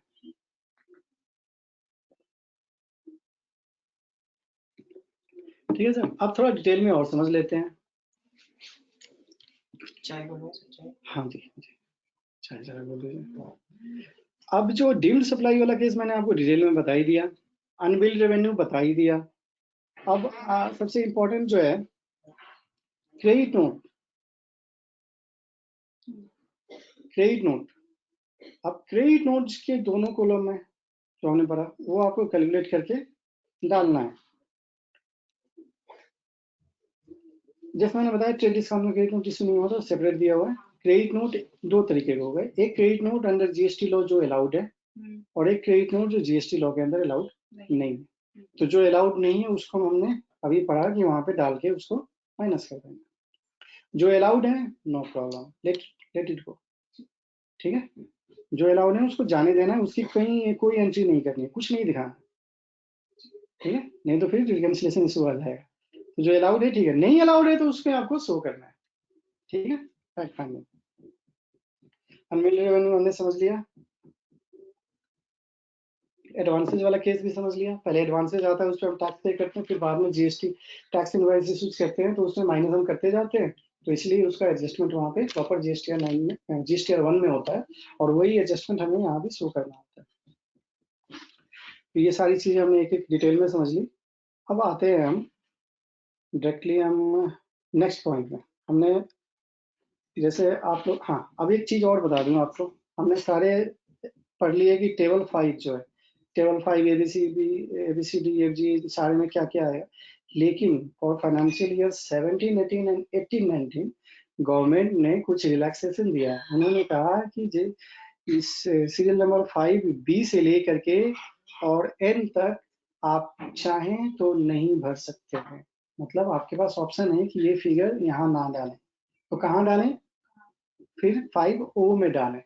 डालना तो है, आपको एक एक चीज बाइफर्केशन नहीं कर पा रहे हैं, डिटेल नहीं बना रहे हैं, तो नो प्रॉब्लम, आपको 5O में डालिए in the row reasons not listed above वाले, गवर्नमेंट ने कहा है। लेकिन ये 2 साल के लिए ही केवल रिलैक्सेशन, फाइनेंशियल ईयर 17, 18 एंड 18, 19 जीवन भर के लिए नहीं है। ये क्लियर हो गया। अब आगे बढ़ते हैं, रिकंसिलेशन का आपने रीजन भी बता दिया। अब पॉइंट नंबर 7 आते हैं। सबसे पहले हमने ग्रॉस टर्नओवर का कर लिया रिकंसिलेशन, अब हम जो करेंगे रिकंसिलेशन टैक्सेबल टर्नओवर का। ठीक है, ऐसे थोड़ा सा बस हो गया। अब हम किसका करेंगे, टैक्सेबल टर्नओवर का रिकंसिलेशन करेंगे। तो ग्रॉस टर्नओवर हमने बैलेंस शीट से लेकर के हम आपके जीएसटीआर 9 के ग्रॉस टर्नओवर तक पहुंचे। अब हम वहां में सॉरी टैक्सेबल टर्नओवर तक पहुंचे और अब टैक्सेबल टर्नओवर का रिकंसिलिएशन करके हम आगे बढ़ेंगे। कैसे करेंगे? अब जो टैक्सेबल टर्नओवर होता है वो जीएसटी में नॉर्मली आपका एग्जेम्प्ट भी हो सकता है। Yes sir. टैक्सेबल है तभी तो एग्जेम्प्ट है ना। टैक्सेबल मीन्स यहाँ पे ये हो गया कि जो जीएसटी लॉ में कवर्ड है। अब जैसे जीएसटी लॉ में कवर्ड कौन सा नहीं है? नॉन टैक्सेबल, जैसे alcohol for human consumption, petrol, diesel, ETF, aviation turbine fuel, natural gas, crude oil, ये सब चीजें एग्जेम्प्ट हैं। मतलब जीएसटी लॉ में कवर्ड है, नॉन टैक्सेबल। जीएसटी लॉ के दायरे में है, लेकिन इस पे जीएसटी अभी लेवी नहीं होता, at a future date levy होगा। तो ये इन सबको हम नॉन टैक्सेबल की कैटेगरी में नॉर्मली लेते हैं। तो ये अब हम क्या करेंगे, जो टोटल ग्रॉस टर्नओवर से हम एक टर्नओवर तक पहुंचे, अब उसमें से यदि हम एग्जेम्प्ट टर्नओवर माइनस कर दें, एक्सपोर्ट भी नॉर्मली एक्सपोर्ट पे जीएसटी नहीं लगता है, विदाउट पेमेंट ऑफ जीएसटी हम एक्सपोर्ट करते हैं यदि एलयूटी है हमारे पास, ठीक है। तो वो भी माइनस कर दें, क्योंकि जिस पे नहीं लगा है वो माइनस करेंगे और लगा है तो रखेंगे इसके अंदर, जो नहीं लगा है वही माइनस करेंगे। फिर हम क्या करेंगे, जो रिवर्स चार्ज के ट्रांजेक्शन है, सपोज हमने कोई ट्रांजेक्शन हम ऐसा करते हैं, सपोज हम एक एडवोकेट है तो एडवोकेट के ट्रांजेक्शन रिवर्स चार्ज में होते हैं नॉर्मली, सामने वाली पार्टी को पे करना होता है। तो ऐसा कोई ट्रांजेक्शन है, कोई कंपनी या फॉर्म कर रही है तो उसको भी माइनस कर देते हैं। मतलब ये ट्रांजेक्शन जो दायरे में हैं लेकिन जीएसटी जिस पे नहीं लगा है वो माइनस कर देते हैं। तो हमारा क्या बनेगा, टैक्सेबल टर्नओवर, जो कि हम जीएसटी में दिखाते हैं, ठीक है। तो ये हमारा है टैक्सेबल टर्नओवर। अब हम ये फिगर यहाँ पे हमारा कैलकुलेट करके आ गया। उसके नीचे पॉइंट नंबर एफ में जो एनुअल रिटर्न में जो टैक्सेबल टर्नओवर है वो डालेंगे और दोनों की मैचिंग करेंगे। मैच हो गया तो वेल एंड गुड, नहीं मैच हुआ तो देन आपको रीजन बताना है कि मैच क्यों नहीं हुआ, ठीक है। ध्यान रखने वाली बात है, ये टेबल नंबर 7 जो हम डिस्कस कर रहे हैं, ये टेबल नंबर 7 ऑप्शनल नहीं है। आपको बताना है कि zero rated supply without payment tax है या नहीं है। मतलब नहीं है तो जीरो लिखना है, एग्जेम्प्ट सप्लाई नहीं है तो जीरो लिखना है, ठीक है। ये नॉन ऑप्शनल नहीं है। अब आते हैं, हाँ ये सारी चीजें जो हमने बताई आपको, यही इन सब का इंस्ट्रक्शन लिखा हुआ है नेक्स्ट स्लाइड पे, ये आप देख सकते हैं। अब एनुअल रिटर्न में कहाँ से फिगर आएगी, जो एनुअल रिटर्न की कौन सी फिगर हम डालेंगे ये लिखा हुआ है। तो 7F में जो हम फिगर डालेंगे एनुअल रिटर्न की, वो 4N minus 4G plus 10 minus 11 करके डालेंगे, तो ये एग्जैक्ट मैच होगा। क्योंकि आप कुछ भी नहीं डाल सकते, वही डालेंगे जो यहाँ पे फॉर्मूला में प्रेस्क्राइब्ड है, इंस्ट्रक्शंस में लिखा हुआ है। अब ऊपर की जो फिगर्स जो हमने पढ़ी है आपकी, जो exempt, zero rated supply, reverse charge, ये net of debit note, credit note भी हम डाल सकते हैं या अमेंडमेंट्स डाल सकते हैं। अब table number 9, this table number 9 is very very important. जैसा आप देख सकते हैं, क्या है ये बहुत ही इंपॉर्टेंट है। अब ये जो टेबल नंबर 9 है, इसमें नॉर्मली हमें वो दिखाना है कि जो हमारा टैक्सेबल टर्नओवर है, जो हमें अभी निकाला हमने टेबल नंबर 7 में, वो टैक्सेबल टर्नओवर का ब्रेकअप क्या है, वो रेट वाइज, मानी उस टर्नओवर पे जीएसटी का कौन सा रेट अप्लाई हुआ है, ठीक है। तो रेट वाइज वो टर्नओवर देना है यहाँ पे, उसके टैक्सेबल वैल्यू लिखनी है और कितना सीजीएसटी, कितना एसजीएसटी, कितना आईजीएसटी, कितना सेस लगा, वो सब मेंशन करना है। एक एक करके रेट वाइज आपको आगे बढ़ना है। अब इसमें ध्यान देने वाली बात ये है कि यहाँ पे जो फिगर आती है टैक्सेबल, सॉरी टेबल 9 में जो फिगर डालना है, ये टैक्सेबल वैल्यू की जो फिगर है, ये टैक्सेबल वैल्यू की टोटल फिगर वही होनी चाहिए जो अभी हमने टेबल नंबर 7 में कंप्यूट किया है, ठीक है ना। ये डिटो मैच होनी चाहिए। जो बुक्स ऑफ अकाउंट्स वाली फिगर है, ये फिगर है, मैं बता देता हूँ, रो नंबर 7E में जो आ रही है ये फिगर डिटो मैच होनी चाहिए टैक्सेबल टर्नओवर की। अब इसमें ये सब डालेंगे रेट वाइज, हमारा सीजीएसटी, एसजीएसटी, आईजीएसटी सारे टैक्स भी निकल गए। अभी जो सारे टैक्स रेट वाइज निकल गए, तो इसके नीचे पॉइंट नंबर क्यू में ऑटोमेटिक सब ऐड होके आ गया टेबल के हिसाब से। अब हम आर में क्या करेंगे, यहाँ पे रो नंबर आर है, इस आर में एनुअल रिटर्न में जो फिगर है, सॉरी आर में ये क्यू है, जो रो नंबर क्यू है, 9 क्यू है, यहाँ पे हमें एनुअल रिटर्न में जो फिगर आ रही है वो फिगर डालनी है टैक्सेबल लाइबिलिटी की, टैक्स लाइबिलिटी की। तो एनुअल रिटर्न में कौन सी टेबल से यहाँ पे फिगर पिक करनी है? तो रो टेबल नंबर 9Q से पिक करनी है। वहाँ पे टोटल टैक्स पेबल कैलकुलेट होता है, उसको कितना कैश में पे किया आपने, कितना जीएसटी इनपुट टैक्स क्रेडिट से पे किया, वो सारा ब्रेकअप होता है। तो वहाँ पे जो टोटल पेबल वाला कॉलम है वो वाली अमाउंट यहाँ पे डालनी है। तो ये टोटल बुक्स और रिटर्न का रिकंसिलेशन ऑफ टैक्सेस हो जाएगा। क्या होगा? Reconciliation of taxes liability paid, मतलब बुक्स ऑफ अकाउंट्स में कितना लायबिलिटी बन रहा है as per your books of accounts, और कितना लायबिलिटी आपने एनुअल रिटर्न में आपने कैलकुलेट करके पे किया है। तो इन दोनों का कंपेरिजन हम कहाँ लिखते हैं? Table number 9। इसलिए मैंने इसको क्या दिखाया है? वेरी वेरी इंपॉर्टेंट लिखा है। आई थिंक किसी को कोई डाउट नहीं होनी चाहिए, बिल्कुल क्लियर है कि रो नंबर 9Q में फिगर हम एनुअल रिटर्न से लेंगे, और वो एनुअल रिटर्न में टेबल नंबर 9 से हम फिगर लेंगे सारी, और यहाँ पे as per books of account से कंप्लीट होकर जो आएगा रिकंसाइल करके हम आर में डाल देंगे। और कोई डिफरेंस आता है then we have to clarify कि डिफरेंस क्यों आया, हमें रीजन बताना पड़ेगा। यही है रिकंसिलिएशन स्टेटमेंट, मतलब पूरा रिकंसाइल कीजिए, डिफरेंस एक एक फाइंड आउट करके बताइए, और नहीं आता है तो उसका अनरिकंसाइल्ड आइटम्स है उसका भी ब्रेकअप आपको बताना है, पता करना है। ठीक है, देखिए मैंने यहाँ पे इंस्ट्रक्शन सारे डाले हुए हैं, एक एक करके आप देख सकते हैं।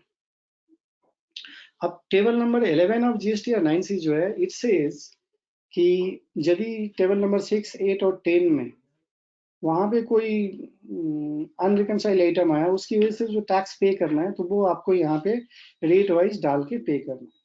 सपोज इंटरेस्ट लायबिलिटी कुछ भी आ रहा है तो रेट वाइज कंप्यूट करके पे करना है। नॉर्मली नहीं आता है क्योंकि सब लोग रिकंसाइल कर देते हैं, सारे इंटेलिजेंट हैं ऑडिटर्स हमारे इंडिया के, तो रिकंसाइल कर देते हैं सारे, कुछ बचता नहीं है। अब हम आते हैं table number 12। Table number 12 again it is very very important. अभी तक हमने सप्लाई साइड रिकंसाइल किया, sell side gross turnover reconcile किया, टैक्सेबल टर्नओवर रिकंसाइल किया, रेट वाइज लायबिलिटी रिकंसाइल करी, ये हमने किया। लेकिन हम इनपुट टैक्स क्रेडिट भी तो लेते हैं, तो वो इनपुट टैक्स क्रेडिट भी हमें जीएसटी और 9C में रिकंसाइल करना। हमने जो भी परचेजेस किए होंगे, एक्सपेंसेस इनकर किए होंगे, उसमें इनपुट टैक्स क्रेडिट लिया होगा, वो input tax credit books of accounts में लिया होगा। उसके बाद हमने रिटर्न फाइल करी है, तो रिटर्न जब फाइल करी हमने उसमें आईटीसी लिया होगा, क्लेम किया होगा, तो total liability minus ITC avail जो बचता था वो हम कैश में पे करते थे, यही तो होता था। अब हम इसमें क्या करेंगे, तो हमने सप्लाई साइड कंप्यूट कर लिया, लायबिलिटी साइड। अब इनपुट जो आपने लिया अब उसका रिकंसिलेशन करिए। तो ये रिकंसिलेशन क्या करना है? टेबल नंबर 12 में करना है। तो टेबल नंबर 12 में अगेन वो प्रॉब्लम आ जाएगी कि जो मल्टी स्टेट है, एक स्टेट है तो जितना आईटीसी लिया बुक्स में वो डालना है, लेकिन मल्टी स्टेट है तो हर स्टेट का आपको अलग अलग ट्रायल बैलेंस में जैसे कंप्यूट किया आपने, वो कंप्यूट करके टोटल करके आपको यहाँ पे डालना है row number A. Table number 12 में रो नंबर ए में आपको डालना है स्टेट वाइज हर स्टेट का टोटल ग्रॉस आईटीसी जो आपने लिया है वो डालना है। अब पॉइंट नंबर बी जो सीरियल नंबर बी है, उसमें आपने कोई आईटीसी अपने प्रीवियस ईयर में बुक किया है, लेकिन आपने क्लेम किया इस साल में, पिछले साल बुक किया था लेकिन क्लेम किया इस साल। ठीक है, वो कैसे पता चलेगा? ये आपके बैलेंस शीट में लिखा होता है। बैलेंस शीट में ऑडिटर क्लियर कट लिख देता है जीएसटी रिकवरेबल या रिसीवेबल एसेट में डालता है, करेंट एसेट्स या अदर एसेट्स में डालता है, तो वो वहां से फिगर लेनी है, ऐसा कुछ है तो वो यहाँ पे डालना होगा, प्लस होगा। और यदि करेंट ईयर में आपने बुक किया है लेकिन आपने क्लेम नहीं किया, क्लेम नहीं किया मतलब आपके इलेक्ट्रॉनिक क्रेडिट लेजर में वो आईटीसी गया नहीं है, तभी तो क्लेम नहीं किया ना। आप आईटीसी कैसे क्लेम करते हैं? आप रिटर्न फाइल करते हैं 3B, जो अमाउंट आईटीसी का डाला वो आईटीसी आपके इलेक्ट्रॉनिक क्रेडिट लेजर में जाता है, फिर वहां से आप नॉकअप करते हैं 3B फॉर्म भरने के टाइम, तो क्रेडिट लेजर के थ्रू करते हैं। तो वो क्रेडिट लेजर में यदि नहीं गया है लेकिन आपके बुक्स ऑफ अकाउंट्स में है, समझिए क्लियर कर, आपने बुक में डाल दिया, ट्रायल बैलेंस में आपके नजर आ रहा है 1 लाख रुपए आईटीसी, और आपके क्रेडिट लेजर में कितना गया है? 80,000। एग्जाम्पल लेते हैं, 20,000 रुपये आपने क्रेडिट लेजर में नहीं गया, लेकिन बुक्स ऑफ अकाउंट्स में आपने डाला है। तो जब बुक्स ऑफ अकाउंट्स में डाला है इट मीन्स क्या हुआ कि आपने बुक कर लिया।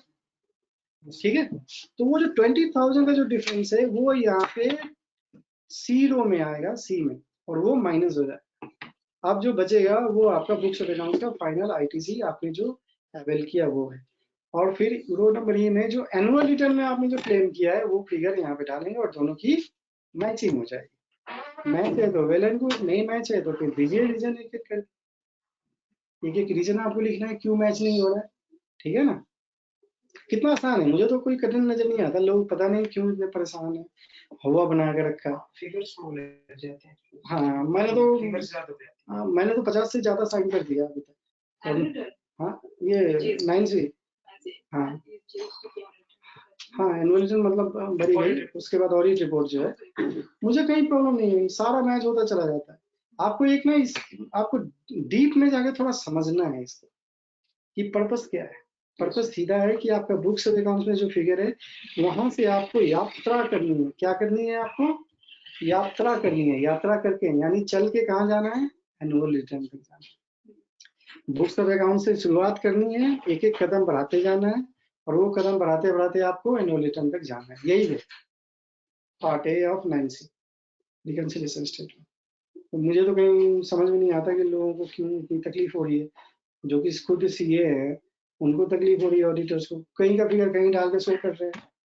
तो ये लैक ऑफ नॉलेज या लैक ऑफ अवेयरनेस है। तो ये अच्छी बात है कि हम यहाँ पे एक एक चीज डिस्कस कर पा रहे हैं। तो ये हमने डाल दिया दोस्तों। अब इसमें आप देखोगे यहाँ पे मैंने लिखा है ऑप्शनल।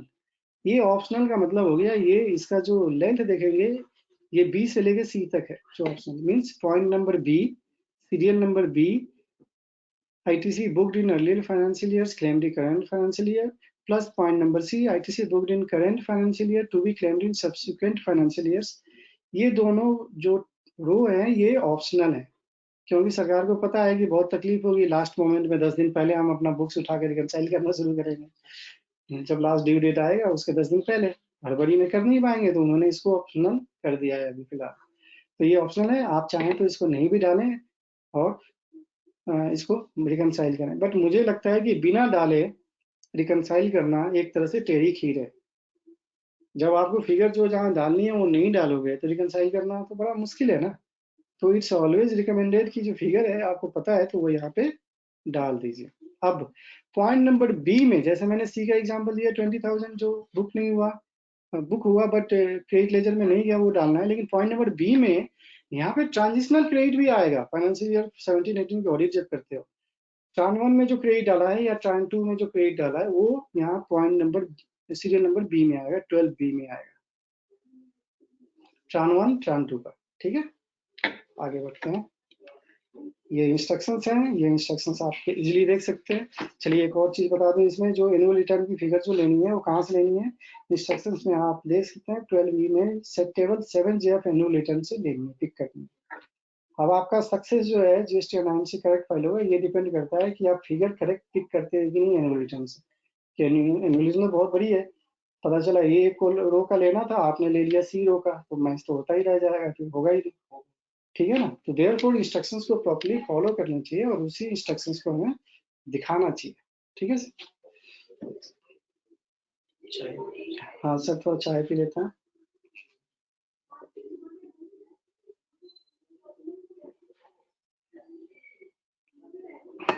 अब इसके बाद आता है हमारा टेबल नंबर 14। आप ध्यान से देखें, इस टेबल नंबर 14 में हमने लिखा है ऑप्शनल, बड़े बड़े लेटर्स में ऑप्शनल लिखा है। ये क्यों लिखा? क्योंकि गवर्नमेंट ने इसको भी ऑप्शनल कर दिया है और ये हमें सरकार को, गवर्नमेंट को थैंक यू बोलना चाहिए इसके लिए कि उन्होंने टेबल नंबर 14 को ऑप्शनल किया है, लाने के बाद भी ऑप्शनल किया, तो इसके लिए थैंक यू। क्योंकि लाने का मतलब था कि उनका इरादा ठीक नहीं था, उनको हर चीज की ब्रेकअप चाहिए थी। ये ब्रेकअप क्या है टेबल नंबर 14 जरा समझ लेते हैं। टेबल नंबर 14 जो है, आपने जितना इनपुट टेस्ट क्रेडिट बुक्स में अवेल किया उसमें हर एक्सपेंस वाइज जो बैलेंस शीट में ट्रायल बैलेंस में एक्सपेंसेस आपने बुक किया, हर एक्सपेंस वाइज आपको उसका ब्रेकअप देना है यहाँ पे कि कितना एक्सपेंस किया है आपने, कितना इनपुट टैक्स क्रेडिट उस पर बनता था, एलिजिबल है, ठीक है, और कितना आपने लिया। ठीक है ना। यानी सपोज कोई किसी इनवॉइस पे टैक्स चार्ज हुआ है 50,000 रुपए, मैं केवल टैक्स की बात करूंगा, टैक्स चार्ज हुआ है, या ऐसे करते हैं 1 लाख की वैल्यू है, क्योंकि वैल्यू भी डालनी है, तो 1 लाख की वैल्यू है, 1 लाख पर 18% GST लगा। ठीक है, तो 1 लाख की वैल्यू वाले कॉलम में वैल्यू डालनी थी 18% यानी 18,000, वो आपको टोटल अमाउंट ऑफ आईटीसी वाले में डालना था 18,000। और उसका जो एलिजिबल अमाउंट है, सपोज आपको लगता है कि 18,000 में मेरी एलिजिबिलिटी केवल 12,000 की बनती है, तो 12,000 एलिजिबल अमाउंट यहाँ डालना था। ठीक है, ये है आपका टेबल नंबर 14। और ये बहुत ही डिफिकल्ट है बिकॉज एक्सपेंस वाइज में हर एक्सपेंस में हजारों खर्चे होते हैं, कहाँ से निकालेंगे हम एक एक खर्चे और इतना शॉर्ट टाइम में? शॉर्ट टाइम तो नहीं है हालांकि, इसको टोटल वाइज नहीं करके डाल सकते? टोटल नहीं डाल सकते, प्रॉब्लम यही है। सपोज एक एक्सपेंस है आपका फ्रेट एंड कैरेज, तो फ्रेट एंड कैरेज में जितने एक्सपेंसेस आपने बुक किए हैं वो टोटल तो डालना है, लेकिन हर एक्सपेंस का ब्रेकअप करना है आपको कि कितना हमने इस पे जीएसटी पे किया है और कितना एलिजिबिलिटी हमारी बनती है। ठीक है ना, तो ये दोनों निकालना आप समझ लो, आज बैठोगे 7 दिन तो लग जाएगा इसको कैलकुलेट करने में। एक अच्छी खासी एंटिटी 3-4 करोड़ जिसका turnover, it's not easy. So therefore government ने इसको ऑप्शनल किया है। और मैं ये कहूंगा फॉर फाइनेंशियल ईयर 17-18 एंड 18-19 आपको तो टच भी नहीं करना चाहिए इस टेबल को। It's very difficult, very time consuming.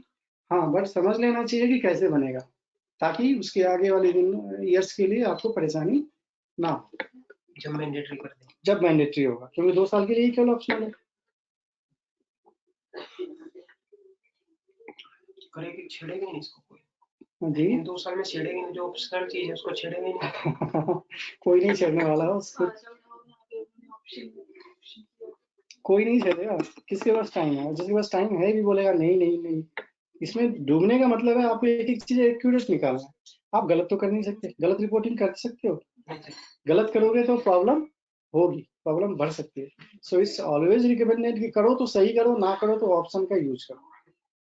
क्या करो? करो तो सही करो, और यदि नहीं करना चाहते हो तो ऑप्शन है तो ऑप्शन का यूज करो, मतलब not to fill this table, ये हमें करना चाहिए। अब आगे बढ़ते हैं, table number 14, reason for unreconciled difference in ITC, वो रीजन आपको डालना है यहाँ पे। टेबल नंबर 16 कहता है यदि अनरिकंसाइल्ड डिफरेंस है और यदि कोई टैक्स पेएबल बनता है उस पे, तो category wise central state IGST cess interest friendly जो भी बनता है कैटेगरी वाइज आपको दिखाना due to table number 13 and 15, वो आपको टोटल यहाँ पे पेएबल अमाउंट लिखना है। अब नीचे जो आप देखेंगे, नीचे मैंने इंस्ट्रक्शंस डाल रखा है टेबल नंबर 14, 15, 16 भरने का। ये आप देख सकते हैं, ये वही चीजें हैं जो मैंने आपको बताया है। अब आते हैं हम टेबल नंबर इसको नहीं कहेंगे, इसको पार्ट 5 कहेंगे। पार्ट 5 जो है ये लास्ट पार्ट है जीएसटीआर 9C पार्ट ए का, यानी रिकंसिलिएशन स्टेटमेंट का लास्ट पार्ट है टेबल नंबर .5। ये पार्ट जो है ये क्लियर कट कहता है कि ऑडिटर को यदि लगता है कि कुछ लायबिलिटी पेएबल बनता है ड्यू टू ऑडिट या रिकंसिलिएशन करने की वजह से, रिकंसिलिएशन कर रहा है, ऑडिट कर रहा है, तो उसको लगता है कि कुछ एडिशनल लायबिलिटी पे करनी है, तो उसको यहाँ पे इस टेबल में पॉइंट नंबर 5 में पे करना चाहिए। ठीक है जी। तो इलेक्ट्रॉनिक क्रेडिट लेजर से पे कर सकते हैं जो लायबिलिटी? नहीं, अब ये जो पॉइंट 5 में या इसके पहले वाले टेबल में जो भी आपने लायबिलिटी कंप्यूट किया, कोई भी लायबिलिटी आपको क्रेडिट लेजर से नहीं पे कर सकते। आपको सारी लायबिलिटी की पेमेंट किससे करनी है? कैश में करनी है। ये इंस्ट्रक्शंस में भी उन्होंने लिखा है, नियम भी है, जीएसटीआर 9 का 9C का नियम है। बिकॉज सितंबर तक ही, किसी भी फाइनेंशियल ईयर के एंड होने के बाद उसके फॉलोइंग फाइनेंशियल ईयर के सितंबर तक ही क्रेडिट अवेलेबल है, तो इस जीएसटीआर 9 में बेसिकली क्रेडिट भी नहीं ले सकते, हालांकि एडिशनल लायबिलिटी पे कर सकते हो। सिमिलरली जीएसटीआर 9C में जो एडिशनल लायबिलिटी ऑडिटर को पता चलता है, तो वो यहाँ रिकमेंड करेगा तो उसकी पेमेंट किस में होगी? कैश में होगी ऑलवेज। उसकी पेमेंट कैश लेजर से ही होगी। ठीक है,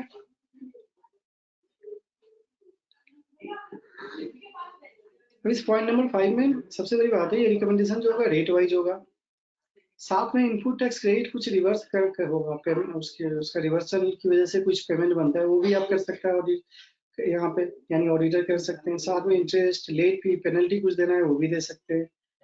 इसके अलावे कोई और सप्लाईज है जो जिसपे टैक्स चार्ज नहीं हुआ है, जो एनुअल रिटर्न में शो ही नहीं किया, ठीक है ना, कहीं भी शो नहीं हुआ, टैक्स जिससे पे ही नहीं हुआ, वो ऑडिटर को लगता है कि पे होना चाहिए, तो वो भी यहाँ पे रिकमेंड कर सकते हैं।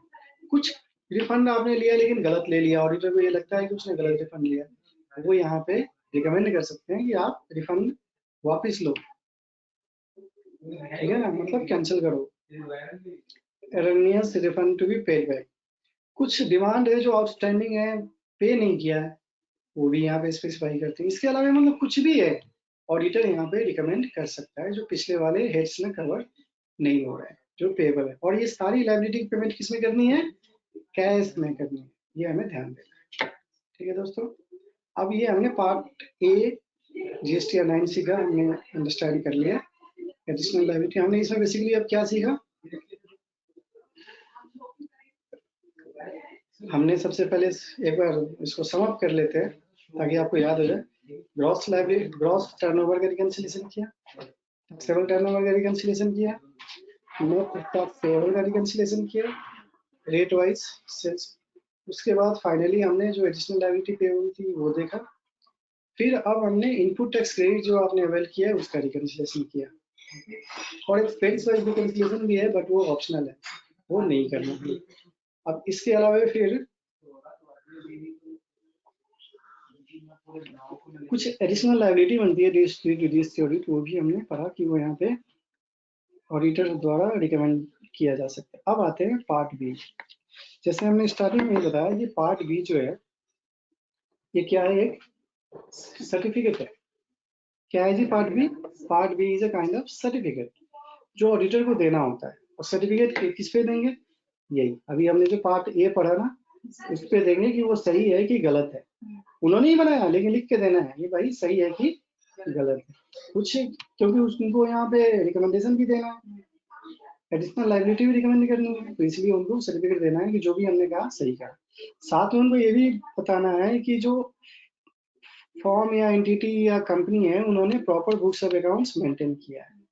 और तीसरा पॉइंट इनको क्या बताना है कि जीएसटी लॉ के अंदर जो रिक्वायरमेंट है books of account, documents, records maintain करने की, वो सब इन्होंने मेंटेन किया है। तो बेसिकली 3 टाइप के सर्टिफिकेट उनको देने हैं। जब ये पूरा यदि आप पढ़ेंगे पार्ट बी डिटेल में, आप इसको ट्रेनिंग करेंगे इसको, तो आप पाएंगे कि यही 3 रिकमेंडेशन हैं। और इसको लेके कुछ उनके एक्सेप्शंस हैं, मतलब कुछ ऑब्जर्वेशंस हैं, तो वो भी वो लिख सकते हैं पार्ट बी में। आप दोस्तों हमने पार्ट ए जो पढ़ा उसमें इंस्ट्रक्शन दिया है गवर्नमेंट ने हर कॉलम के बारे में कि कैसे फिलअप करना है, हर रो के बारे में, लेकिन पार्ट बी के बारे में कोई इंस्ट्रक्शन नहीं दिया है गवर्नमेंट ने। सो ऑडिटर को थोड़ी सी इसमें दिक्कतें आ सकती है भरने में। तो मैं इसके लिए आप लोगों को बता दूं कि ज्यादा घबराने की जरूरत नहीं है। पार्ट बी जो है, पार्ट बी आपको कोई परेशान नहीं करेगा। सबसे पहले इसमें सीरियल नंबर 1 आता है। सीरियल नंबर 1 में आपको उस रजिस्टर्ड पर्सन का, मीन्स उस स्टेट में जो रजिस्टर्ड कंपनी का नाम है और उसका एड्रेस है, प्रिंसिपल एड्रेस में ध्यान रहे, प्रिंसिपल प्लेस ऑफ बिजनेस का ही केवल एड्रेस देना है। आप एडिशनल प्लेस ऑफ बिजनेस का नहीं देना, आपको यहाँ पे उस कंपनी का नाम लिखना है और उसका जो नाम में जो लीगल नेम है वही नॉर्मली लिखना चाहिए, और प्रिंसिपल प्लेस ऑफ बिजनेस का पूरा एड्रेस लिखना चाहिए। अब आप क्या कह रहे हैं कि ये जो बुक्स ऑफ अकाउंट्स जो कंपनी है, इस कंपनी का ऑडिट किसने किया है, आपको ये भी बताना। बेसिकली पार्ट बी में 2 पार्ट है। एक पार्ट है यदि स्टैट्यूटरी ऑडिटर जिसने बुक्स ऑफ अकाउंट्स ऑडिट किया है वही जीएसटी ऑडिट भी कर रहा है, तो उसके लिए अलग पार्ट है, ठीक है। और यदि बुक्स ऑफ अकाउंट्स जिसने ऑडिट किया वो जीएसटी ऑडिट नहीं कर रहा है, वो क्या कर रहा है, कोई और कर रहा है, तो उसके लिए अलग पार्ट है। तो मैं नॉर्मली ये मान के चलता हूँ कि दूसरे लोग ही करते हैं, क्योंकि नॉर्मली एक लिमिटेशन है। तो दूसरे पार्ट का एग्जांपल मैं लेता हूँ। तो सबसे पहले आपको पॉइंट नंबर 1 में, serial number 1 of part B में, आपको फॉर्म कंपनी का नाम डालना है, यहाँ पे जिसकी ऑडिट आप कर रहे हैं, स्टेट का प्रिंसिपल प्लेस ऑफ बिजनेस का एड्रेस डालना है, वाज कंडक्टेड बाय उस कंपनी का नाम डालना है, यानी सीए फॉर्म का जिसने ऑडिट किया है, ठीक है। कौन सा audit? Audit of books of accounts, financial audit. तो आपको यहाँ पे वो डालना है, audit of books of accounts financial audit किसने किया है, उस फॉर्म का नाम डालना है और उस कंपनी का ऑडिटर का एड्रेस डालना है। ऑडिटर का एड्रेस मतलब फॉर्म का एड्रेस, और उसके बाद उसका यहाँ रजिस्ट्रेशन नंबर डालना है। क्या डालना है दोस्तों? Registration number means membership number. चलिए आईसीआई का मेंबर है तो आईसीआई का मेंबरशिप नंबर डालना है, पार्टनर का जिसने ऑडिट किया है बुक्स ऑफ अकाउंट्स का, और यहाँ लिखना है institute of chartered accountants of India in percents. फिर आगे बढ़ेंगे। अब उसमें ये लेना है कि ऑडिट जो हुआ है बुक्स ऑफ अकाउंट्स से, यानी बैलेंस शीट बनी है, तो किस डेट को साइन हुआ है, तो जिस डेट को साइन हुआ है वो आपको लिखना है यहाँ पे। इसके बाद बैलेंस शीट का डेट क्या है वो डालना है। फॉर एग्जांपल फाइनेंशियल ईयर 17-18 का कर रहे हैं तो 31 मार्च 2018 यहाँ पे बैलेंस की डेट आएगी। और ट्रायल बैलेंस का जो डेट आएगा वो कब से करता जाएगा? 1/4/2017 से लेके 31 मार्च 2018 तक, तो ये डेट डालना है। कैश फ्लो ओपन करना है तो सेम प्रोविजन होगा। उसके बाद बाकी चीजें ऑटो फिल्ड होके आ जाती है, ठीक है। तो हमने ये देख लिया। अब आते हैं नेक्स्ट में। ये पॉइंट नंबर 1 था, हमने अभी जो डिस्कस किया। इस स्लाइड में जो है ये सीरियल नंबर 1 है, यहाँ आपको दिख जाएगा, ये हमने भर दिया। उसके बाद हम आते हैं सीरियल नंबर 2। सीरियल नंबर 2 में वही सर्टिफिकेट है, ऑटो आ जाता है नॉर्मली। नंबर 3 वाला भी ऑटो आ जाता है, नंबर 4 वाला भी ऑटो आ जाता है। अब इसके बाद जो सर्टिफिकेशन है, सर्टिफिकेशन में हम सबसे पहले डालते हैं नॉर्मली, इसमें जो है दो ही आते हैं। एक तो list of documents not maintained, qualification type यदि आप डालना चाहते हैं तो नॉट मेंटेन्ड ये आप सेलेक्ट करेंगे। इसमें जो आपका ऑब्जर्वेशन है या कोई एनेक्जर अपलोड कर रहे हैं तो वो यहाँ पे डालना है। फिर नेक्स्ट जो आता है वो GSTR 9C का ऑब्जर्वेशन आता है, वो यदि है तो वो आपको यहाँ पे डालना है। और फिर नीचे ऑडिटर की डिटेल आ जाती है, ऑडिटर का एड्रेस, नेम और मेंबरशिप नंबर एंड उसका कंप्लीट डिटेल ऑफिसर। तो this is part B of GSTR 9C। तो पार्ट बी में ये सारी चीजें हमारी आ जाती है। सीरियल नंबर 1 में तो सबसे पहले जैसा मैंने बताया, सीरियल नंबर 1 में सबसे पहले फॉर्म, स्टेट फॉर्म का डिटेल आ जाएगा, कंपनी का डिटेल आ जाएगा, प्लस उसका प्रिंसिपल प्लेस ऑफ बिजनेस। फिर जिसने फाइनेंशियल ऑडिट किया है वो आ जाता है, उसका मेंबरशिप नंबर आ जाता है नीचे। फिर balance sheet and trial balance cash flow का डेट आ जाता है, एंड देन हाँ डेट आ जाता है। हाँ बस हो गया। इसके बाद सीरियल नंबर 2 शुरू हो जाता है, ये ऑटोमेटिक आता है, 3-4 ऑटोमेटिक है। फिर क्वालिफिकेशन देना है तो वो आपको यहाँ पे डालना है, फिर नीचे ऑडिटर की डिटेल आ जाती है। This is part B. Part B का पॉइंट नंबर 2 यदि ऑडिटर जो स्टैट्यूटरी ऑडिटर है उससे हटके कोई GST ऑडिटर है तो। अब ये रहा part GSTR 9C part B, और हमने पार्ट ए पहले डिस्कस कर लिया। अब हम देखते हैं GSTR 9 के बारे में। दोस्तों तो GSTR 9 जो है, GSTR 9 जैसे बताया, this is nothing but annual return.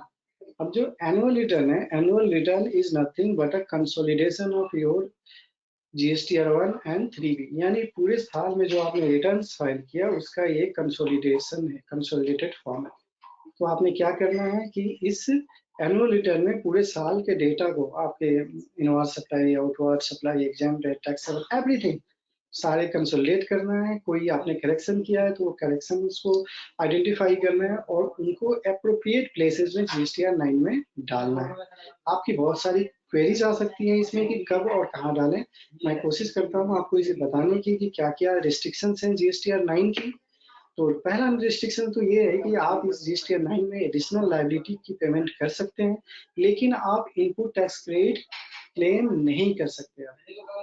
ठीक है दोस्तों, पहला क्या है आप देखेंगे यहाँ पे टॉप में मैंने रेड मार्क्स में लिखा है कि फाइनेंशियल ईयर 17-18 एडिशनल लायबिलिटी यदि आपने डिक्लेयर नहीं किया है GSTR 1 में और 3B में तो वो आप यहाँ पे डिक्लेयर कर सकते हैं, लेकिन इनपुट टैक्स क्रेडिट आप क्लेम नहीं कर सकते। ठीक है, ये इंस्ट्रक्शंस में क्लियर कट लिखा हुआ है। अब जो एनुअल रिटर्न में बेसिकली क्या है, हमारा जो एनुअल रिटर्न या हम किसी भी रिटर्न को आइडेंटिफाई करें, GSTR 1 को या 3B को, GSTR 1 तो आउटवर्ड सप्लाई की डिटेल है, चलिए हम लेते हैं 3B में यदि हम देखें पूरा ऊपर से नीचे तक तो हमारे 2-3 टाइप का ट्रांजेक्शन मेजरली मिलेगा। पहला कि वो ट्रांजेक्शंस जिसमें आपने टैक्स पे किया है, दूसरा वो ट्रांजेक्शंस जिसपे आपने टैक्स पे नहीं करना, एक तो पे करना है जिसपे और एक जिसपे पे नहीं करना, और दूसरा जो आपने इनपुट टैक्स क्रेडिट लिया है और इन दोनों का जो डिफरेंस है वो आपको फाइनली पे करना है। तो this is the basically summary of your returns GSTR1 और GSTR3। अब उन्हीं को कंसोलिडेट करना है और आइटम वाइज आपको GSTR9 में दिखाना है। दोस्तों मैं एक बात बता दूं, GSTR9 जो है ऑटो ड्राफ्टेड आता है पोर्टल पे। आप चाहें तो इसको डाउनलोड कर सकते हैं, इसका ड्राफ्ट फॉर्म। जो आपको जो फिगर्स इसमें होगी वो GSTR1 और 3 भी से ही पिक करके ये ड्राफ्ट बनता है, ऑटोमेटिक सिस्टम कैलकुलेट करता है और वो आपको ड्राफ्ट मिल जाएगा, तो आपको एक कंसोलिडेटेड फिगर भी मिल जाती है। आप चाहें तो उसी में एडिट करके अपना GSTR9 फाइल कर सकते हैं। बट आपको आइडेंटिफाई होना चाहिए कि कहाँ पे चेंजेस हुए हैं, अमेंडमेंट्स हुए हैं, कहाँ पे चेंजेस करना है, कोई मिस्टेक है तो वो मिस्टेक आप यहाँ पे करेक्ट कर सकते हैं। चलिए आगे देखते हैं। सबसे पहले पॉइंट नंबर 1 में बेसिक डिटेल डालनी है, वही financial year, GST, legal name, trade name. Point number 2 में आपको डालना है आउटवार्ड और इनवार्ड सप्लाईज जो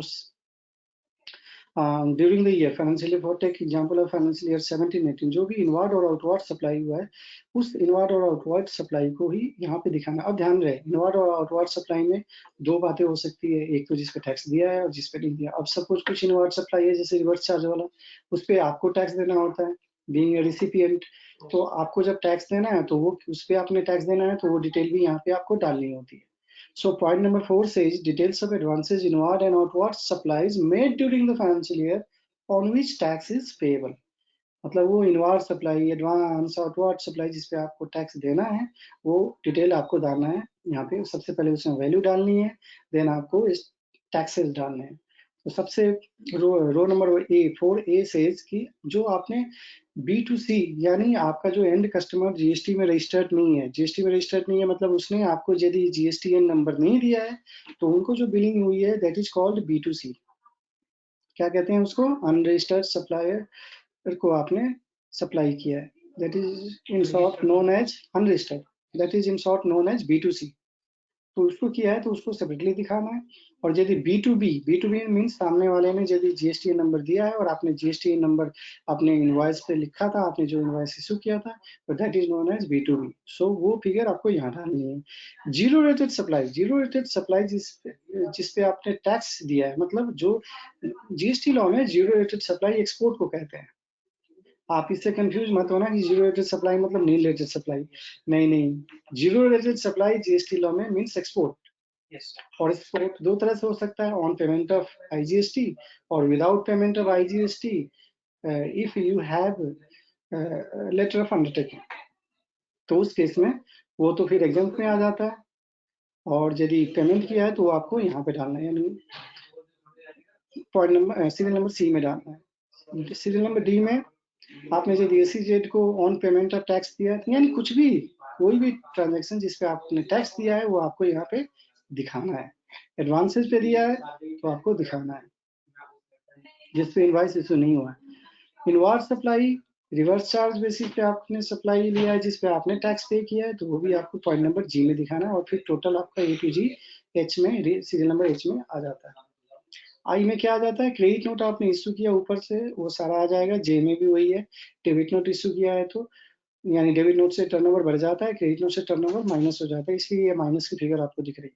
supply tax declared through amendments कुछ है तो प्लस हो जाएगा, आपका टैक्स बढ़ जाएगा, और यदि रिड्यूस हुआ है तो अमेंडमेंट्स की वजह से तो माइनस हो जाएगा। फिर इन दोनों का टोटल यहाँ आ जाता है। और रो नंबर N में यदि एडवांसेज पे सप्लाई या एडवांसेज पे ये ऑटो कैलकुलेट हो गया जाता है। अब आपको ये ध्यान देना है कि फॉर फाइनेंशियल ईयर 17-18 आपके पास ऑप्शन है कि टेबल नंबर 4B से लेके 4E तक, जो अभी हमने देखा 4B से लेके 4E तक सेपरेटली ना भर करके आप एक में ही दिखा सकते हैं।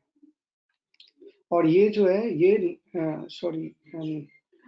Option to fill table for net of credit, ये नेट ऑफ क्रेडिट नोट और डेबिट नोट दिखा सकते हैं। तो इस केस में क्या होगा, IJKL ये दिखाने की जरूरत नहीं है, मतलब ये आपका IJKL कॉलम भरने की जरूरत नहीं है, पीछे ही आप net of tax respective turnover minus करके दिखा सकते हैं। अब टेबल नंबर 5 जो है, टेबल नंबर 5 में आउटवार्ड सप्लाई, वो आउटवार्ड सप्लाई जिस पे आपने टैक्स नहीं दिया है, कौन सा हो सकता है? Export without payment of tax, ये हो सकता है। SEZ को विदाउट पेमेंट ऑफ टैक्स किया, जो GST लॉ का प्रोविजन है। SEZ की सप्लाई जो है नॉर्मली वो आपको एक्सपोर्ट की तरह ट्रीट की जाती है, देयरफॉर उस पर भी टैक्स पे करके भी आप सप्लाई कर सकते हैं, बिना पे किए भी सप्लाई कर सकते हैं। और वो सप्लाई जिस पे रिसिपिएंट को टैक्स रिवर्स चार्ज में देना है, exempted, nil rated, non GST, ये सारे आपको यहाँ पे टेबल नंबर 5 में दिखाना है। अब अगेन जो एग्जेम्प्टेड सप्लाई है, नील रेटेड और नॉन जीएसटी सप्लाई है, इन सप्लाईज के लिए आपके पास ऑप्शन है कि आप इनको एक में ही दिखा दें अंडर कैटेगरी ऑफ एग्जेम्प्टेड, यानी सीरियल नंबर डी में दिखा सकते हैं इंस्टीड ऑफ तीनों को बाइफरकेट करना, बिकॉज लोग कंफ्यूज हो जाते हैं कि नील रेटेड, एग्जेम्प्टेड और नॉन जीएसटी में क्या डिफरेंस है। तो इसलिए उन्होंने कहा कि तीनों को मर्ज करके आप एग्जेम्प्टेड में दिखा दीजिए, इट विल बी सफिशिएंट।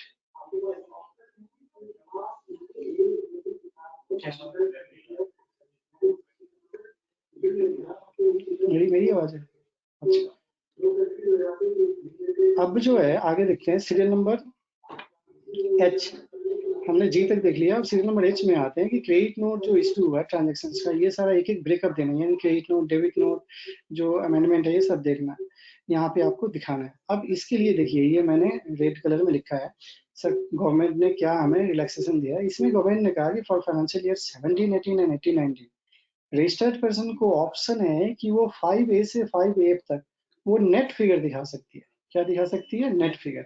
यानी ये सेपरेट ब्रेकअप देने की जरूरत नहीं है। उन्होंने इतना ज्यादा ब्रेकअप बना दिया है कि इस ब्रेकअप की वजह से काफी परेशानी आती है, लोग कंफ्यूज हो जाते हैं कि कहाँ पे क्या दिखा। तो आपका यदि बुक्स ऑफ अकाउंट्स में आपने सारे टर्नओवर जो है net of debit note, credit note या नेट ऑफ अमेंडमेंट बुक कर रखा है, तो वो फिगर आप एक जगह मर्ज करके दिखा सकते हैं। मतलब उस रो में, रिस्पेक्टिव रो में नेट ऑफ अमेंडमेंट्स या net of debit credit note दिखा सकते हैं। अब आते हैं point number 0.3, details of ITC for financial year. इस केस में आप देखिए details of ITC for financial years, मतलब अब इनपुट, अभी तक तो हमने सप्लाई साइड देखा जिसपे टैक्स पे किया। अब यहाँ पे जो आपने इनपुट टैक्स क्रेडिट लिया है उसका पूरा डिटेल यहाँ पे आपको ब्रेकअप दिखाना है। अब 6A की फिगर जो है, ये देखने वाली बात है कि 6A जो है टोटल आईटीसी, ये ऑटो पॉपुलेट होती है। 6A की फिगर हमेशा ऑटो पॉपुलेट होके आएगी, और ये कुछ नहीं, ये 3B की टेबल 4A से आती है उठ के, तो ये ऑटो पॉपुलेट होके आएगी। आपको यहाँ पे ज्यादा ध्यान नहीं देना, दिमाग नहीं लगाना। 6B में जो है, 6B को आपको भरना है। अब देखिए 6B में आप देखेंगे कि सारे इनवर्स सप्लाईज एक्सेप्ट इंपोर्ट और रिवर्स चार्ज वाला को छोड़ दे, तो आपको शो करना है किस कैटेगरी में, इनपुट कैपिटल गुड्स या इनपुट सर्विसेज। अब देखिए इनपुट कैपिटल गुड्स और इनपुट सर्विसेज, इन कैटेगरी में शो करने के लिए आपके पास सपोज ब्रेकअप नहीं है, तो आपको घबराने की जरूरत नहीं है। आपको गवर्नमेंट ने ऑप्शन दिया है कि आप सारी एंट्रीज को केवल इनपुट्स वाले रो में दिखा के खत्म कर सकते हैं। मतलब आप इनपुट कैपिटल गुड्स और इनपुट सर्विस में सेपरेट ब्रेकअप करने की जरूरत नहीं है, आप इकट्ठा भी दिखा दें सफिशिएंट है। बट हमारा जो मानना है, मेरी जो अंडरस्टैंडिंग है, यदि आप सेपरेट दिखा सकते हैं तो दिखाइए, क्योंकि जब असेसमेंट होगा तो आपसे जरूर मांगा जाएगा ये डिटेल वापस, क्योंकि सबकी अलग अलग ट्रीटमेंट होती है। तो बेटर है अभी है तो दिखा दीजिए। अब पॉइंट नंबर C वही है, इनवार्ड सप्लाई जो आपने अनरजिस्टर्ड पर्सन से लिया है, जिसपे रिवर्स चार्ज में आपको टैक्स पे करना था टू 13 अक्टूबर 2017, तो वो डिटेल यहाँ पे फिर उनको कैटेगरी में बांटना है, input capital, input services. Similarly registered person से लिया है बट अंडर सेक्शन 9(3) है, मतलब कंपलसरी रिवर्स चार्ज, जैसे एडवोकेट हो गया, फिर आपका जीटीए हो गया, ये कंपलसरी रिवर्स चार्ज है, उनको भी बाइफरकेट करके आपने दिखाना है यहाँ पे।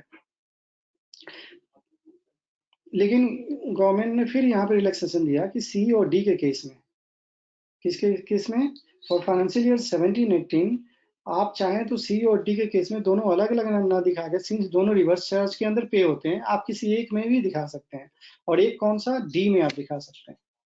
मतलब अनरजिस्टर्ड वाला जो आप पे करते हैं वो अलग ना दिखा करके D में ही दिखा दीजिए। अब पॉइंट नंबर E आइए, import of goods. Import of goods जो है, आपने यदि गुड्स का इंपोर्ट किया है तो आपने IGST पे किया होगा, IGST पे किया होगा तो उसका क्रेडिट भी लिया होगा, तो इसलिए ये इनपुट वाले डिटेल में आ रहा है, इंपोर्ट ऑफ गुड्स। अब इंपोर्ट ऑफ गुड्स के केस में गवर्नमेंट ने कहा कि इसको भी वो कह रहे थे पहले कि आपको बाइफरकेट करना है कि ये इनपुट है या कैपिटल गुड्स है। गुड्स है तो इनपुट होगा या कैपिटल गुड्स होगा, तो इसमें बाइफरकेट करना है। बट 17, 18 और 18, 19 के केस में उन्होंने ऑप्शन दिया कि सारे आईटीसी को आप इनपुट वाले रो में दिखा सकते हैं, सिमिलरली जैसे पीछे हमने देखा। इंपोर्ट ऑफ सर्विसेज के केस में कुछ है तो वो दिखाइए, आईएसडी से कोई क्रेडिट आया वो दिखाइए, आईटीसी यदि रिक्लेम्ड किया है आपने वो भी दिखाना है। मतलब सारी बाइफरकेशन आपको यहाँ पे दिखानी है। और ट्रान 1 और ट्रान 2 ये जो दोनों क्रेडिट आपने लिया है तो के और एल रो में आपको ये दिखाना है। कोई और आईटीसी आपने लिया है तो वो भी दिखा दीजिए, फिर ये ऑटो एन और ऑटो कैलकुलेट होके आ जाएगा। कुछ नहीं है, ये प्रेजेंटेशन है यहाँ पे सारे ईयर्स के डेटा का। इनपुट क्रेडिट जो आपने लिया है वो प्रेजेंटेशन है, इसलिए ट्रान 1 और ट्रान 2 भी आपने दिखाना है यदि क्रेडिट लिया है तो। अब जो आईटीसी अवेल किया वो ऊपर दिखा दिया। अब टेबल नंबर 7 में जो आईटीसी रिवर्स है, जो प्रोविजंस है आईटीसी रिवर्स करने के, वो है यदि आपने कुछ किया है रिवर्स तो वो आपको दिखाना है अकॉर्डिंग टू रूल्स। जैसे रूल 37, 39, 42, 43, 17(5) जो कि बहुत ही इंपॉर्टेंट है। 17(5) में रिस्ट्रिक्शन है, जैसे फूड बेवरेज इन सब पे नहीं ले सकते आप क्रेडिट। तो वो जो रिस्ट्रिक्शन है इन सबको कंप्लाई करके आपने रिवर्स किया है यदि आईटीसी, तो वो आपको यहाँ पे दिखाना है। और ट्रान 1 का भी रिवर्सल है और ट्रान 2 का भी क्या है तो वो भी दिखाना है। लेकिन फिर यहाँ रिलैक्सेशन है कि 17, 18 में 18, 19 के लिए ऑप्शन है कि आप सारे ट्रांजेक्शन को 7H में दिखा सकते हैं, केवल अदर रिवर्सल में। ठीक है ना, जो रो नंबर H है इसमें आप दिखा सकते हैं। आपको ये ब्रेकअप रूल 37, 39, 42, 43, 17(5) दिखाने की जरूरत नहीं है। लेकिन ट्रान 1 एंड ट्रान 2 का यदि आपका रिवर्सल है तो आपको इसी रो में दिखाना है, ये आपको याद रखना है यहाँ पे। और ये पीपीटी आपको काफी हेल्प करेगा, आपको ये फॉरवर्ड किया जाएगा और आप इसका हेल्प ले सकते हैं। ये सारे इंस्ट्रक्शन जो इंपॉर्टेंट हैं वो मैंने यहाँ पे लिख दिया है समरी फॉर्म में। फिर जो इसके आफ्टर रिवर्सल के बाद जो बचता है वो नेट आईटीसी बच जाता है फॉर यूटिलाइजेशन, जिसको आपको यूज करके टैक्स पे बैलेंस जो बच जाता है वो आपको पे करना है। तो वो आपका ऑटो कैलकुलेट होके वहां पे आ जाता है रो नंबर 7J में। अब टेबल नंबर 8 आते हैं। टेबल नंबर 8 थोड़ा सा अजीब सा टेबल है। इसमें उन्होंने अदर इंफॉर्मेशन मांगा है with regard to input tax credit. Other information में क्या मांगा, कुछ नहीं। तो एक प्रोविजन है जीएसटीआर 2A का कि उसमें ऑटो कैलकुलेट कंप्यूट होके आता है, यानी जीएसटीआर 9 आपके सप्लायर्स ने फाइल किया वो कंप्यूट होके आपको आता है जीएसटीआर 2 में। तो इन्होंने जीएसटीआर 2A से उसको रिकनसाइल करने की कोशिश की है यहाँ पे टेबल नंबर 8 में। तो जीएसटीआर 2A की फिगर जो है, यानी टेबल नंबर 8A जो है ये ऑटो आ जाता है यहाँ पे, ध्यान दे दीजिएगा, ये ऑटो आता है सिस्टम से। उसके बाद बी नंबर जो है ये भी ऊपर से कंप्यूट होके आ जाता है 6B और H से। और सी नंबर जो है आईटीसी ऑन इनवर्ट सप्लाईज है, इंपोर्ट और अदर को छोड़ करके। लेकिन जो आपने 17, 18 में रिसीव किया था बट अवेल कब किया, अप्रैल 2018 से लेके मार्च 2019 के बीच में, मतलब नेक्स्ट ईयर। आपको याद हो यदि मैं बता दूं, और 17, 18 गवर्नमेंट ने एक साल 6 महीने 6 नहीं, सितंबर के बाद से अक्टूबर से लेकर के मार्च 2019 तक का एक्स्ट्रा टाइम दिया था आपको आईटीसी अवेल करने का। यानी कोई 17, 18 के इन्वाइसेस है जिसपे आईटीसी आपको मिलना था, आपने नहीं लिया तो आपको वो क्लेम करने का टाइम मौका दिया गया था अप टू मार्च 2019। तो ऐसा कोई केस है आईटीसी है तो वो भी डिटेल आप यहाँ पे डाल सकते हैं, क्योंकि आपने उसको 3B में जिस दिखाया होगा तो वो आईटीसी का ब्रेकअप आपको यहाँ पे देना है। और इसमें ध्यान देने वाली बात है कि जो जीएसटीआर टेबल 8A में जो फिगर आती है जीएसटीआर 2A की, वो कब की फिगर आएगी, वो 1 मई 2019 को, 1 मई 2019 को जो ऑटो जनरेट हुआ है जीएसटीआर 2A, वो फिगर आती है। क्यों आती है इसका लॉजिक मैं समझाता हूँ। देखिए, गवर्नमेंट ने आईटीसी क्लेम करने का टाइम 17, 18 के लिए मार्च 2019 रखा था। अब मार्च का जो 3B था, वो मार्च का 3B कब तक फाइल होना था, उसके लिए उन्होंने टाइम दिया 30 अप्रैल 2019। सो 30 अप्रैल तक फाइल हुई होगी, उसके बाद वो कंप्यूट होता है। सिस्टम ने ऑटो कंप्यूट करके जीएसटीआर 2A तैयार किया गया। तो नेक्स्ट डे जो जीएसटीआर 2A होगा वो फ्रेश जीएसटीआर 2A होगा, बिकॉज उसके बाद अलाउ नहीं है टाइम। तो इसीलिए उस दिन का जीएसटीआर 2A ऑटो कैलकुलेट होगा यहाँ पे। अब फाइनेंशियल ईयर 17, 18 के लिए आप यहाँ देख सकते हैं जो मैंने स्टिकर लगाया है कि 17, 18 के लिए आपके पास ऑप्शन है कि टेबल 8A से लेके टेबल 8D तक, 8A से 8D तक जो रिकंसिलेशन आइटम बन रहा है पूरा, यानी जीएसटीआर 2A प्लस 6BH पे फिगर प्लस सी में जो 17, 18 की आईटीसी जो आपने 18, 19 में ली थी अप्रैल 18 से लेके मार्च 2019 तक, ये टोटल फिगर और डिफरेंस जो आ रहा है इनका रिकंसिलेशन एक अलग से बना करके आप 9C के साथ अपलोड कर सकते हैं। आप चाहें बना ले सकते हैं तो बना के अपलोड करिए, अदरवाइज ये ऑप्शन है, ध्यान रखिए। आप इसको लेकर घबराने की जरूरत नहीं है, ये मैंडेटरी नहीं है, ये ऑप्शनल है। आप चाहें तो इसे कर सकते हैं।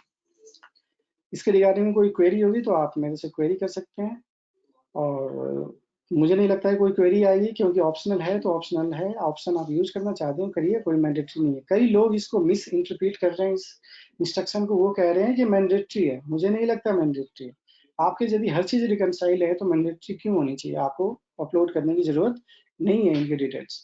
सिमिलरली सीरियल नंबर अब 8E में आईटीसी जो अवेल किया आपने बट नॉट अवेल, ये यानी डिफरेंसेस जो हैं इसको ये इन कॉलम में बाइफरकेट करना है। यदि अवेल नहीं किया तो इसमें डालना है, इनएलिजिबल था तो यहाँ डाल के खत्म करना है, यानी डिफरेंसेस रिकनसाइल हो जाएंगे।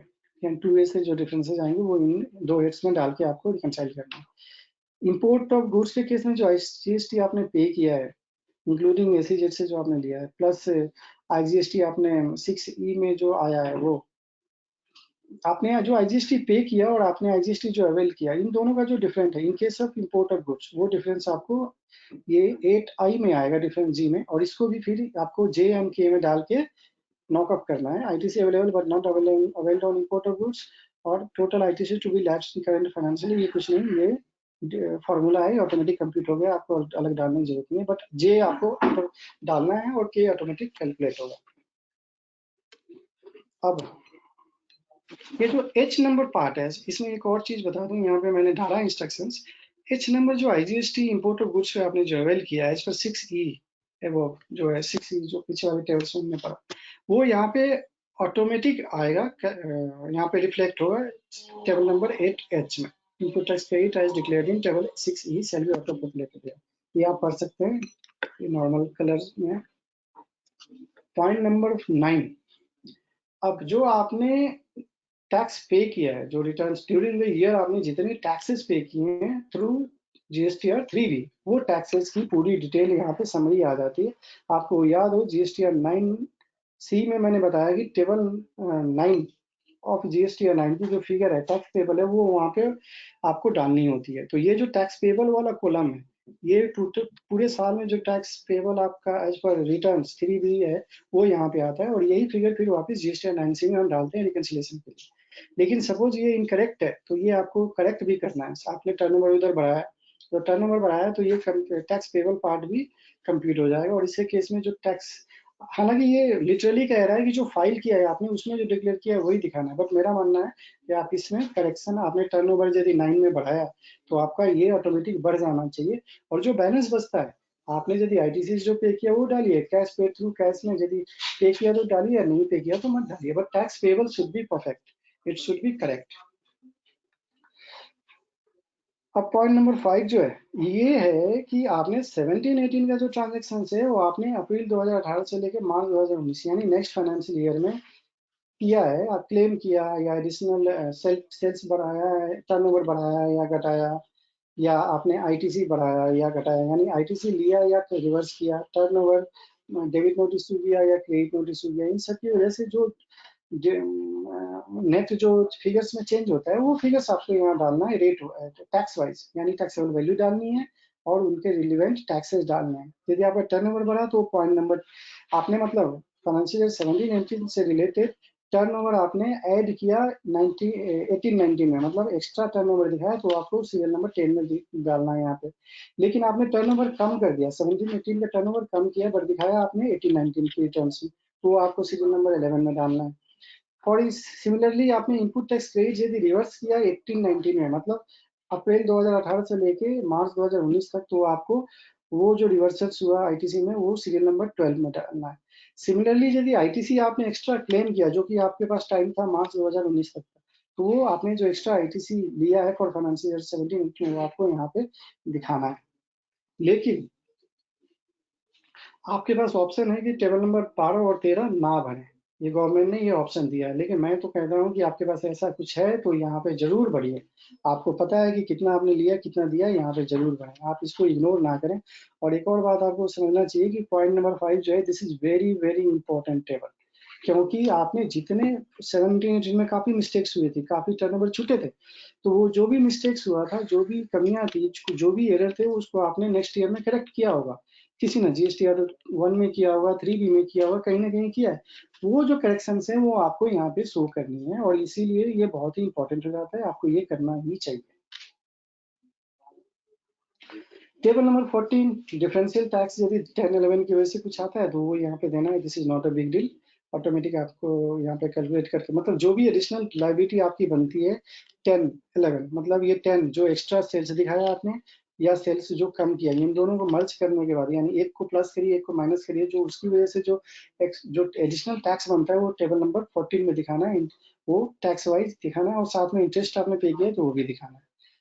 पॉइंट नंबर 6, पार्ट 6 जो है अदर इंफॉर्मेशन, इसमें टेबल नंबर 15 है, ये डिमांड और रिफंड की डिटेल मांग रहे हैं, यानी यदि आपने कुछ एक्स्ट्रा डिमांड डिपार्टमेंट ने किया था, आपने दिया तो वो आपको दिखाना है, कुछ एक्स्ट्रा रिफंड आपने क्लेम किया या रिफंड क्लेम किया उसकी डिटेल भी यहाँ पे आपको डालनी है।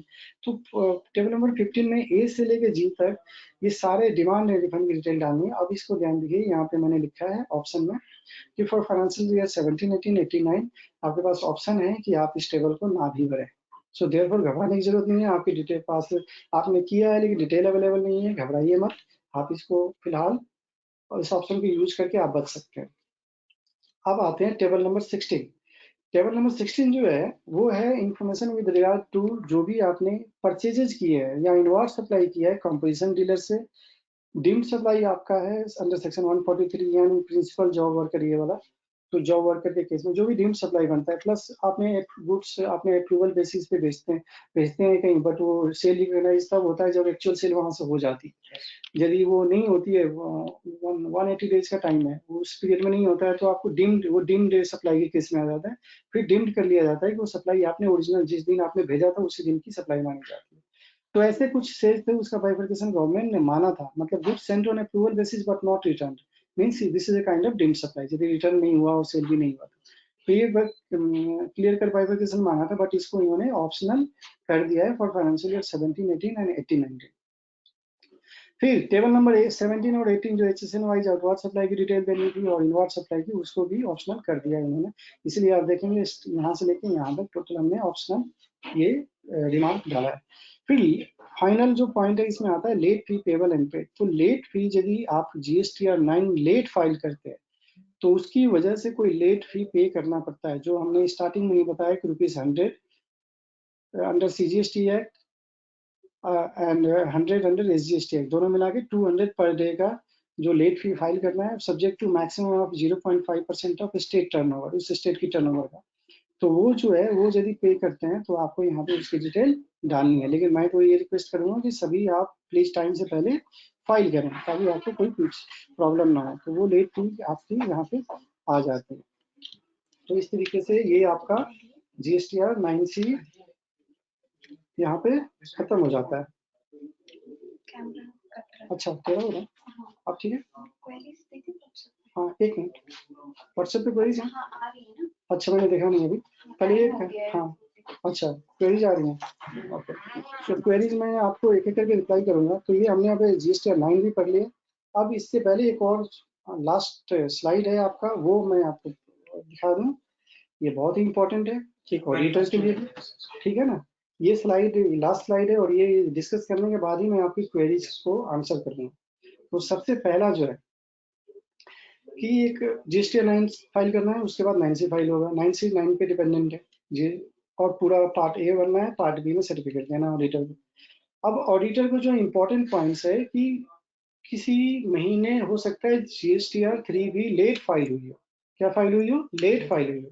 यदि GSTR 3 भी लेट फाइल हुई है तो उस केस में क्या होगा, आपको लेट पेमेंट भी हुई होगी, टैक्स की जो पेमेंट होती है गवर्नमेंट को लेट पेमेंट हुई होगी, क्योंकि जो पेमेंट की जो ड्यू डेट है वो ऑन मानी जाती है last day of filing GSTR 3 भी। तो normally last day of filing GSTR 3 भी क्या है, 20th of following month for a particular month, या एक दो दिन दिसंबर में 2017-18 की काउंट करें, 17-18 की काउंट करें तो दिसंबर महीने का जो GSTR 3B का फाइलिंग डेट था वो 2 दिन से एक्सटेंड हुआ था, ठीक है। तो दिसंबर महीने का जो 3B का ड्यू डेट क्या होगा, 20 जनवरी था, लेकिन वो एक्चुअली में 22 जनवरी था। तो इसीलिए वहां को छोड़ के बाकी हर महीने का 3B 20th को ही फाइल करना था एक्सेप्ट जुलाई मंथ, ठीक है। जुलाई महीने का 25 अगस्त था या 28 अगस्त था, subject to turn one filing date. तो उसको छोड़ के यदि आपने 3B लेट फाइल किया है, जो कि शुरू में काफी प्रॉब्लम्स थी, प्रॉब्लम पोर्टल काम नहीं कर रहे थे, तो आपको लेट इंटरेस्ट अंडर सेक्शन 50 पे करना होता है। कितना? आउटवार्ड लायबिलिटी पे 18% पर एनम के रेट से, और यदि एक्सेस आईटीसी लिया है आपने तो 24% पर एनम के रेट से। तो ऑडिटर को चाहिए कि वो इंटरेस्ट कैलकुलेट करे, ये देख के चेक करके कि रिटर्न टाइम से फाइल किया या लेट फाइल किया। यदि लेट फाइल किया तो वो इंटरेस्ट अंडर सेक्शन 50 कैलकुलेट करके उसको रिकमेंड करना चाहिए कि पे करे। तो कहाँ रिकमेंड करेंगे? वो लास्ट वाले कॉलम में ऑडिटर्स रिकमेंडेशन जो पार्ट 5 है वहां पे वो शो करेंगे। अब रूल 37, 42 एंड 43 भी देखना चाहिए, इसको रिकम्प्यूट करना चाहिए। रूल 37 वो है, सपोज आपके सप्लायर ने सप्लाई किया लेकिन आपने आईटीसी ले लिया, लेकिन उनको पेमेंट जो भी है 180 डेज के बाद की, तो उस केस में 180 डेज के बाद किया तो प्रोविजन है रूल 37 से कि आपको आईटीसी रिवर्स करना है और विद इंटरेस्ट रिवर्स करना है, ठीक है। और फिर जब आप पे कर देंगे तो आप रिक्लेम कर लीजिए, तो वो आपको रिकैलकुलेट करनी चाहिए। रूल यस, रूल 42 जो है, रूल 42 क्या है? आपके पास कई केसेस में हो सकता है कि एग्जाम सप्लाई भी है, टैक्सेबल सप्लाई भी है, पर्सनल एक्सपेंस भी है और ऑफिस का एक्सपेंस भी है। ऐसे केसेस यदि आइडेंटिफाई होते हैं तो आपको प्रॉपर फार्मूला दिया हुआ है रूल 42 में, उसके हिसाब से आपको रिकैलकुलेट करना है आईटीसी जो रिवर्स करना है, ठीक है। तो आपको एग्जेंट और टैक्सेबल सप्लाई के बेस पे आपको आईटीसी वही अलाउड है जो केवल टैक्सेबल सप्लाई से रिलेटेड है। इसलिए जो आईटीसी एग्जेंट सप्लाई से रिलेटेड है वो आपको रिवर्स करना चाहिए। तो इसीलिए इस रूल 42 हमेशा रिकैलकुलेट करिए और इस पे देखिए कि आईटीसी का कोई रिवर्सल है, यदि बनता है तो आईटीसी रिवर्सल करके 9 में पे करवा दीजिए और 9C में रिकमेंड कर दीजिए। 43 कैपिटल गुड्स के रिस्पेक्ट में, यदि कैपिटल गुड्स पे आईटीसी लिया है आपने तो उसमें रिवर्सल यदि रिक्वायर्ड है, वही एग्जेम्प्ट सप्लाई टैक्सेबल सप्लाई के केस में, यानी एग्जेम्प्ट टर्नओवर भी है आपके पास, टैक्सेबल टर्नओवर भी है और वो कैपिटल गुड्स दोनों के लिए यूज हुआ है, तो उस केस में एग्जेम्प्ट के सप्लाई के रिस्पेक्ट में जो आईटीसी है वो लेस होगा। तो वो सब आपको ये सारे रूल्स का रिकैलकुलेशन करना चाहिए और ये भी शो करना चाहिए।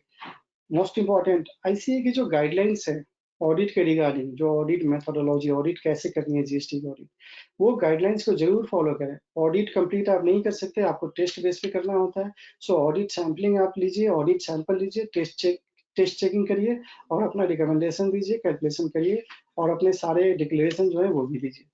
अब ये सारे होने के बाद अब मैं आपको बता दूं, GST audit is not a fact finding process, यानी आपको गलतियां ढूंढ करके और उसको रिपोर्ट नहीं करना है। यहाँ पे आपको रिकंसिलिएशन करना है पार्ट टाइम और सर्टिफिकेट देना है, जो 3 टाइप के सर्टिफिकेट हमने बताया कि books of accounts proper maintain किया है, उसमें टैक्स पेयर ने proper books of accounts maintain किया है, जीएसटी एक्ट के अंदर उसने मेंटेन किया है, सारे बुक्स ऑफ अकाउंट्स कंप्लायंस किया है और थर्ड पार्ट ए सही बना है। तो ये इसलिए हम कहते हैं जो कि auditor is vast of but not of blood on, और ये किसमें कहा गया था? किंगस्टन कॉटन मिल्स के केस में 1896 में कहा गया था और ये डिसीजन वेल वैलिड है आज भी। तो आपको ये देखना चाहिए। ओके दोस्तों, अब आइए हम आपके क्वेश्चंस लेते हैं एक एक करके। आपके जो क्वेश्चंस हैं वो हम देख लें व्हाट्सएप पे जो आए हुए हैं। सॉरी, हाँ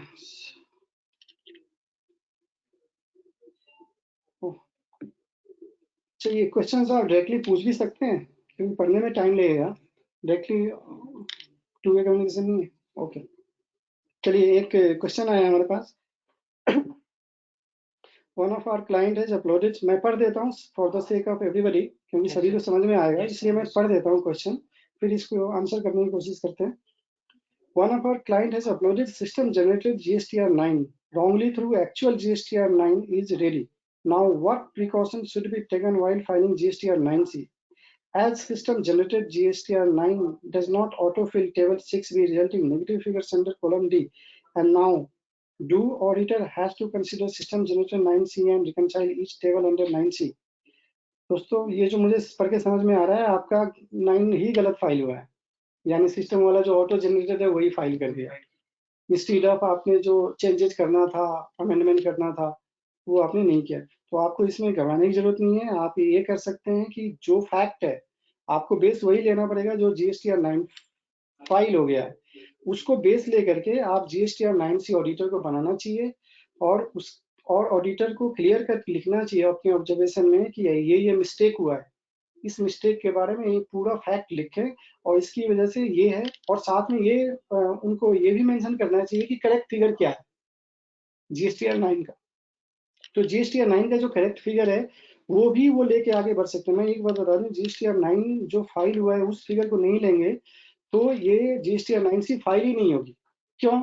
क्योंकि जीएसटीआर 9 सी फाइल करने के लिए नीचे जो जीएसटीआर 9 की जो फिगर लेते हैं वो फिगर आती है। जीएसटीआर 9 फाइल होने के बाद एक टेबल जनरेट होता है फॉर जीएसटीआर 9 सी, वो टेबल्स लेते हैं, वो टेबल में ये फिगर दी हुई है, तो ये वही फिगर डालेंगे तो रिकनसाइल होगा, अदरवाइज रिकनसाइल नहीं होगा। देयरफॉर आपके केस में जो मुझे समझ में आ रहा है कि रिकनसाइल तो होगा ही नहीं, क्योंकि आपने जो फाइल किया है वो करेक्ट नहीं है। तो ये जो रिकनसाइल नहीं होगा तो आपको घबराने की जरूरत नहीं है, आप वो फिगर लीजिए। लेकिन नीचे जो अनरिकनसाइल्ड आ जाता है, जहाँ पे हमने अपनी अभी देखा कि रीजन मेंशन करना, वहाँ पे ऑडिटर को एक एक चीज लिखना चाहिए कि जीएसटीआर 9 जो फाइल हुआ है उसमें ये फिगर रॉन्गली शो हो गई है ऑटो ड्राफ्टेड फाइल होने की वजह से, लेकिन एक्चुअल फिगर ये होनी चाहिए, तो इससे मैं रिकनसाइल करता हूँ तो नेट डिफरेंस ये आता है। तो ये एक एक बाइफरकेशन उनको देना पड़ेगा, मतलब एक्चुअल जो फाइल हुआ है उस जीएसटीआर 9 की फिगर भी उनको दिखानी चाहिए, जो जीएसटीआर 9 की फिगर एक्चुअल होनी चाहिए वो भी दिखानी चाहिए, और ऑडिटर के हिसाब से जो अनरिकनसाइल्ड बचता है वो भी दिखाना चाहिए। तो तीनों दिखाना चाहिए दोस्त। Hope it is clarified. Next जो क्वेरी है, how to file annual return if anything has been shown in 3B but not shown in GSTR 1 and vice versa. Don't worry, यदि जीएसटीआर 3B में आपने शो किया है और are में show नहीं किया, नो प्रॉब्लम, आपके 3B की फिगर ही आती है नॉर्मली ड्राफ्टेड जीएसटीआर 9 में भी, और auditor should also consider 3B because GSTR 9 is only a declaration. जो टैक्स पेमेंट होती है वो 3B के बेस पे होती है। तो 3B में जो आपने टर्नओवर शो किया है, मैं तो यहाँ पे ये कहूंगा कि ना आपको 3B की फिगर कंसीडर करनी चाहिए और ना ही 1 की, आपको वो फिगर कंसीडर करनी चाहिए जो करेक्ट है।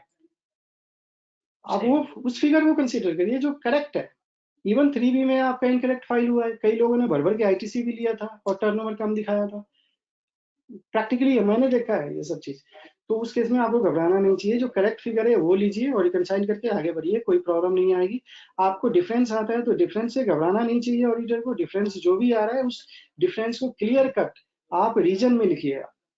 और यदि दोस्तों मैं एक और बात बता दूं इससे पहले कि यदि आपके पास टाइम हो तो एक अलग से एक एनेक्जर बनाइए, एनेक्जर टू जीएसटीआर 9C, और उस एनेक्जर में ऑडिटर जो डिटेल अपलोड करते हैं नॉर्मली वो बैलेंस शीट अपलोड करते हैं, पीएल अपलोड करते हैं, profit and loss account, cash flow and notes to accounts, वो सारे अपलोड करते हैं। तो साथ में एक और एनेक्जर अपलोड करिए आप, मैनेजमेंट सर्टिफाइड ट्रायल बैलेंस भी अपलोड करते हैं मल्टी स्टेट के केस में।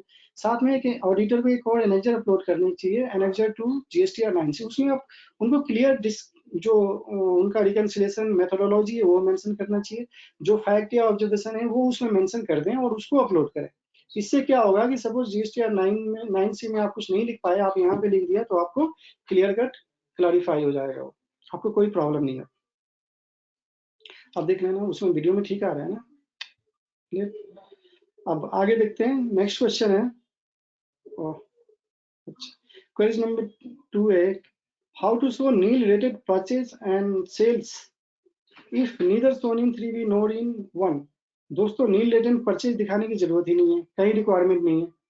यदि जीरो रिलेटेड परचेज है, वो परचेज जिसपे केवल आईटीसी आपने लिया है वही दिखाना है आपको 9 में भी और 9C में भी। तो नील रिलेटेड परचेज के रिगार्डिंग टेंशन लेने की जरूरत नहीं है। और सेल्स यदि नील रिलेटेड है तो नील रिलेटेड सेल्स का मतलब एग्जाम्प्ट सप्लाई, और एग्जाम्प्ट सप्लाई के बारे में हमने अभी डिस्कस किया, कहाँ शो करना है आप वहां दिखाइए। In GSTR 3B, outward supply wrongly shown. Excess amount and tax paid. GSTR 1 is correct. How to claim excess tax paid is 3B. Treatment in GSTR में। दोस्तों यदि आपने 3B में एक्सेस पे किया तो टेबल 9 में आएगा, और टेबल 9 की फिगर से आप जीएसटीआर 9 में रिकनसाइल करेंगे तो वहां पे जो भी डिफरेंस निकल के आएगा, यानी जीएसटीआर 9 का टेबल 9 और जीएसटीआर 9C का टेबल 9 दोनों में वो रिकनसिलेशन आता है। वो रिकंसिलेशन में नीचे जो डिफरेंस निकल गया है, यदि नेगेटिव आता है तो आप वो रिफंडेबल है, रिफंडेबल आप लिख, ऑडिटर शुड एडवाइज की excess amount has been paid in GSTR 3B, therefore tax payer is entitled for refund of this amount. तो वो क्लियर कट मेंशन कर देना चाहिए, और नेगेटिव है तो पेबल बनता है जो एडिशनल लायबिलिटी में आके पे करना है। again question is, in GSTR3 we outward supply less amount and tax paid, an exact amount shown in subsequent year, but GSTR1 is correct. How to show it in GSTR9? दोस्तों थोड़ा query clear नहीं लग रहा है. In GSTR3 we outward supply less amount. अच्छा, मैं जो समझ पा रहा हूँ आउटवर्ड सप्लाई कम दिखाया आपने और कम टैक्स पे किया है, और सेम आपने exact amount shown in subsequent year, but GSTR1 is correct. How to show? No problem. जो correct figure है वो आप दिखाइए GSTR9 में और GSTR9C में और रिकंसाइल करिए और फैक्ट को मेंशन कर दीजिए. How to deal in GSTR9 9C if we have physical invoices but shipper supplier did not upload in GSTR or that is not coming in? No, don't worry. यदि आपके पास invoice है, proper है, आपको goods and services की delivery मिल चुकी है, तो आप उसको क्लियर कट क्लेम कर सकते हैं. तो आपको यहाँ घबराने की जरूरत नहीं है. आप एलिजिबल हैं अंडर सेक्शन 16(17) तो you should claim. I think इसके अलावा कुछ क्वेरी बच जाती है तो आप प्लीज हमें पिंग करें व्हाट्सएप पे, हम क्वेरी का आंसर दे सकते हैं. ठीक बात है. तो आप मेरी रिक्वेस्ट यही है कि व्हाट्सएप पे वापस आप जिनकी क्वेरी बच जाती है, जिनकी क्वेरी का आंसर हमारे प्रेजेंटेशन में नहीं हुआ या जो व्हाट्सएप पे अभी हम जो नहीं दे पा रहे हैं due to possibility of time, please आप मुझे दोबारा पिंग करें इस ग्रुप पे, मैं आपको आंसर आप अपना नंबर भी शेयर कर लीजिए. और मेरा नंबर इसमें है, मेरा नंबर आप नोट करिए 9650482999. व्हाट्सएप ग्रुप पे डाल. मैं रिपीट करता हूँ 9650482999. मैं व्हाट्सएप पे वापस लिख देता हूँ. मेरा नाम CA रामक्षा है और मेरा जो मोबाइल नंबर मैं वापस लिख देता हूँ, मोबाइल नंबर ऑफ स्पीकर के नाम से डाल देता हूँ ताकि आपको याद रहेगा. नहीं सर? बिल्कुल ठीक बात. 9650482999. आप क्लियरली आइडेंटिफाई कर सकते हैं. ठीक है, मैंने व्हाट्सएप पे डाल दिया, आप इस पे पिंग करिए, मैसेज करिए, मैं आपको सारे क्वेरी का आंसर देने की कोशिश करूंगा. आपने पेशेंटली सुना इसके लिए बहुत बहुत धन्यवाद. आपका दिन या जो भी टाइम बचा है शुभ हो. Thank you. थैंक यू कर देता हूँ. आइए sir. So thank you CA Ramaksha ji for a wonderful presentation on GSTR 9 and 9C.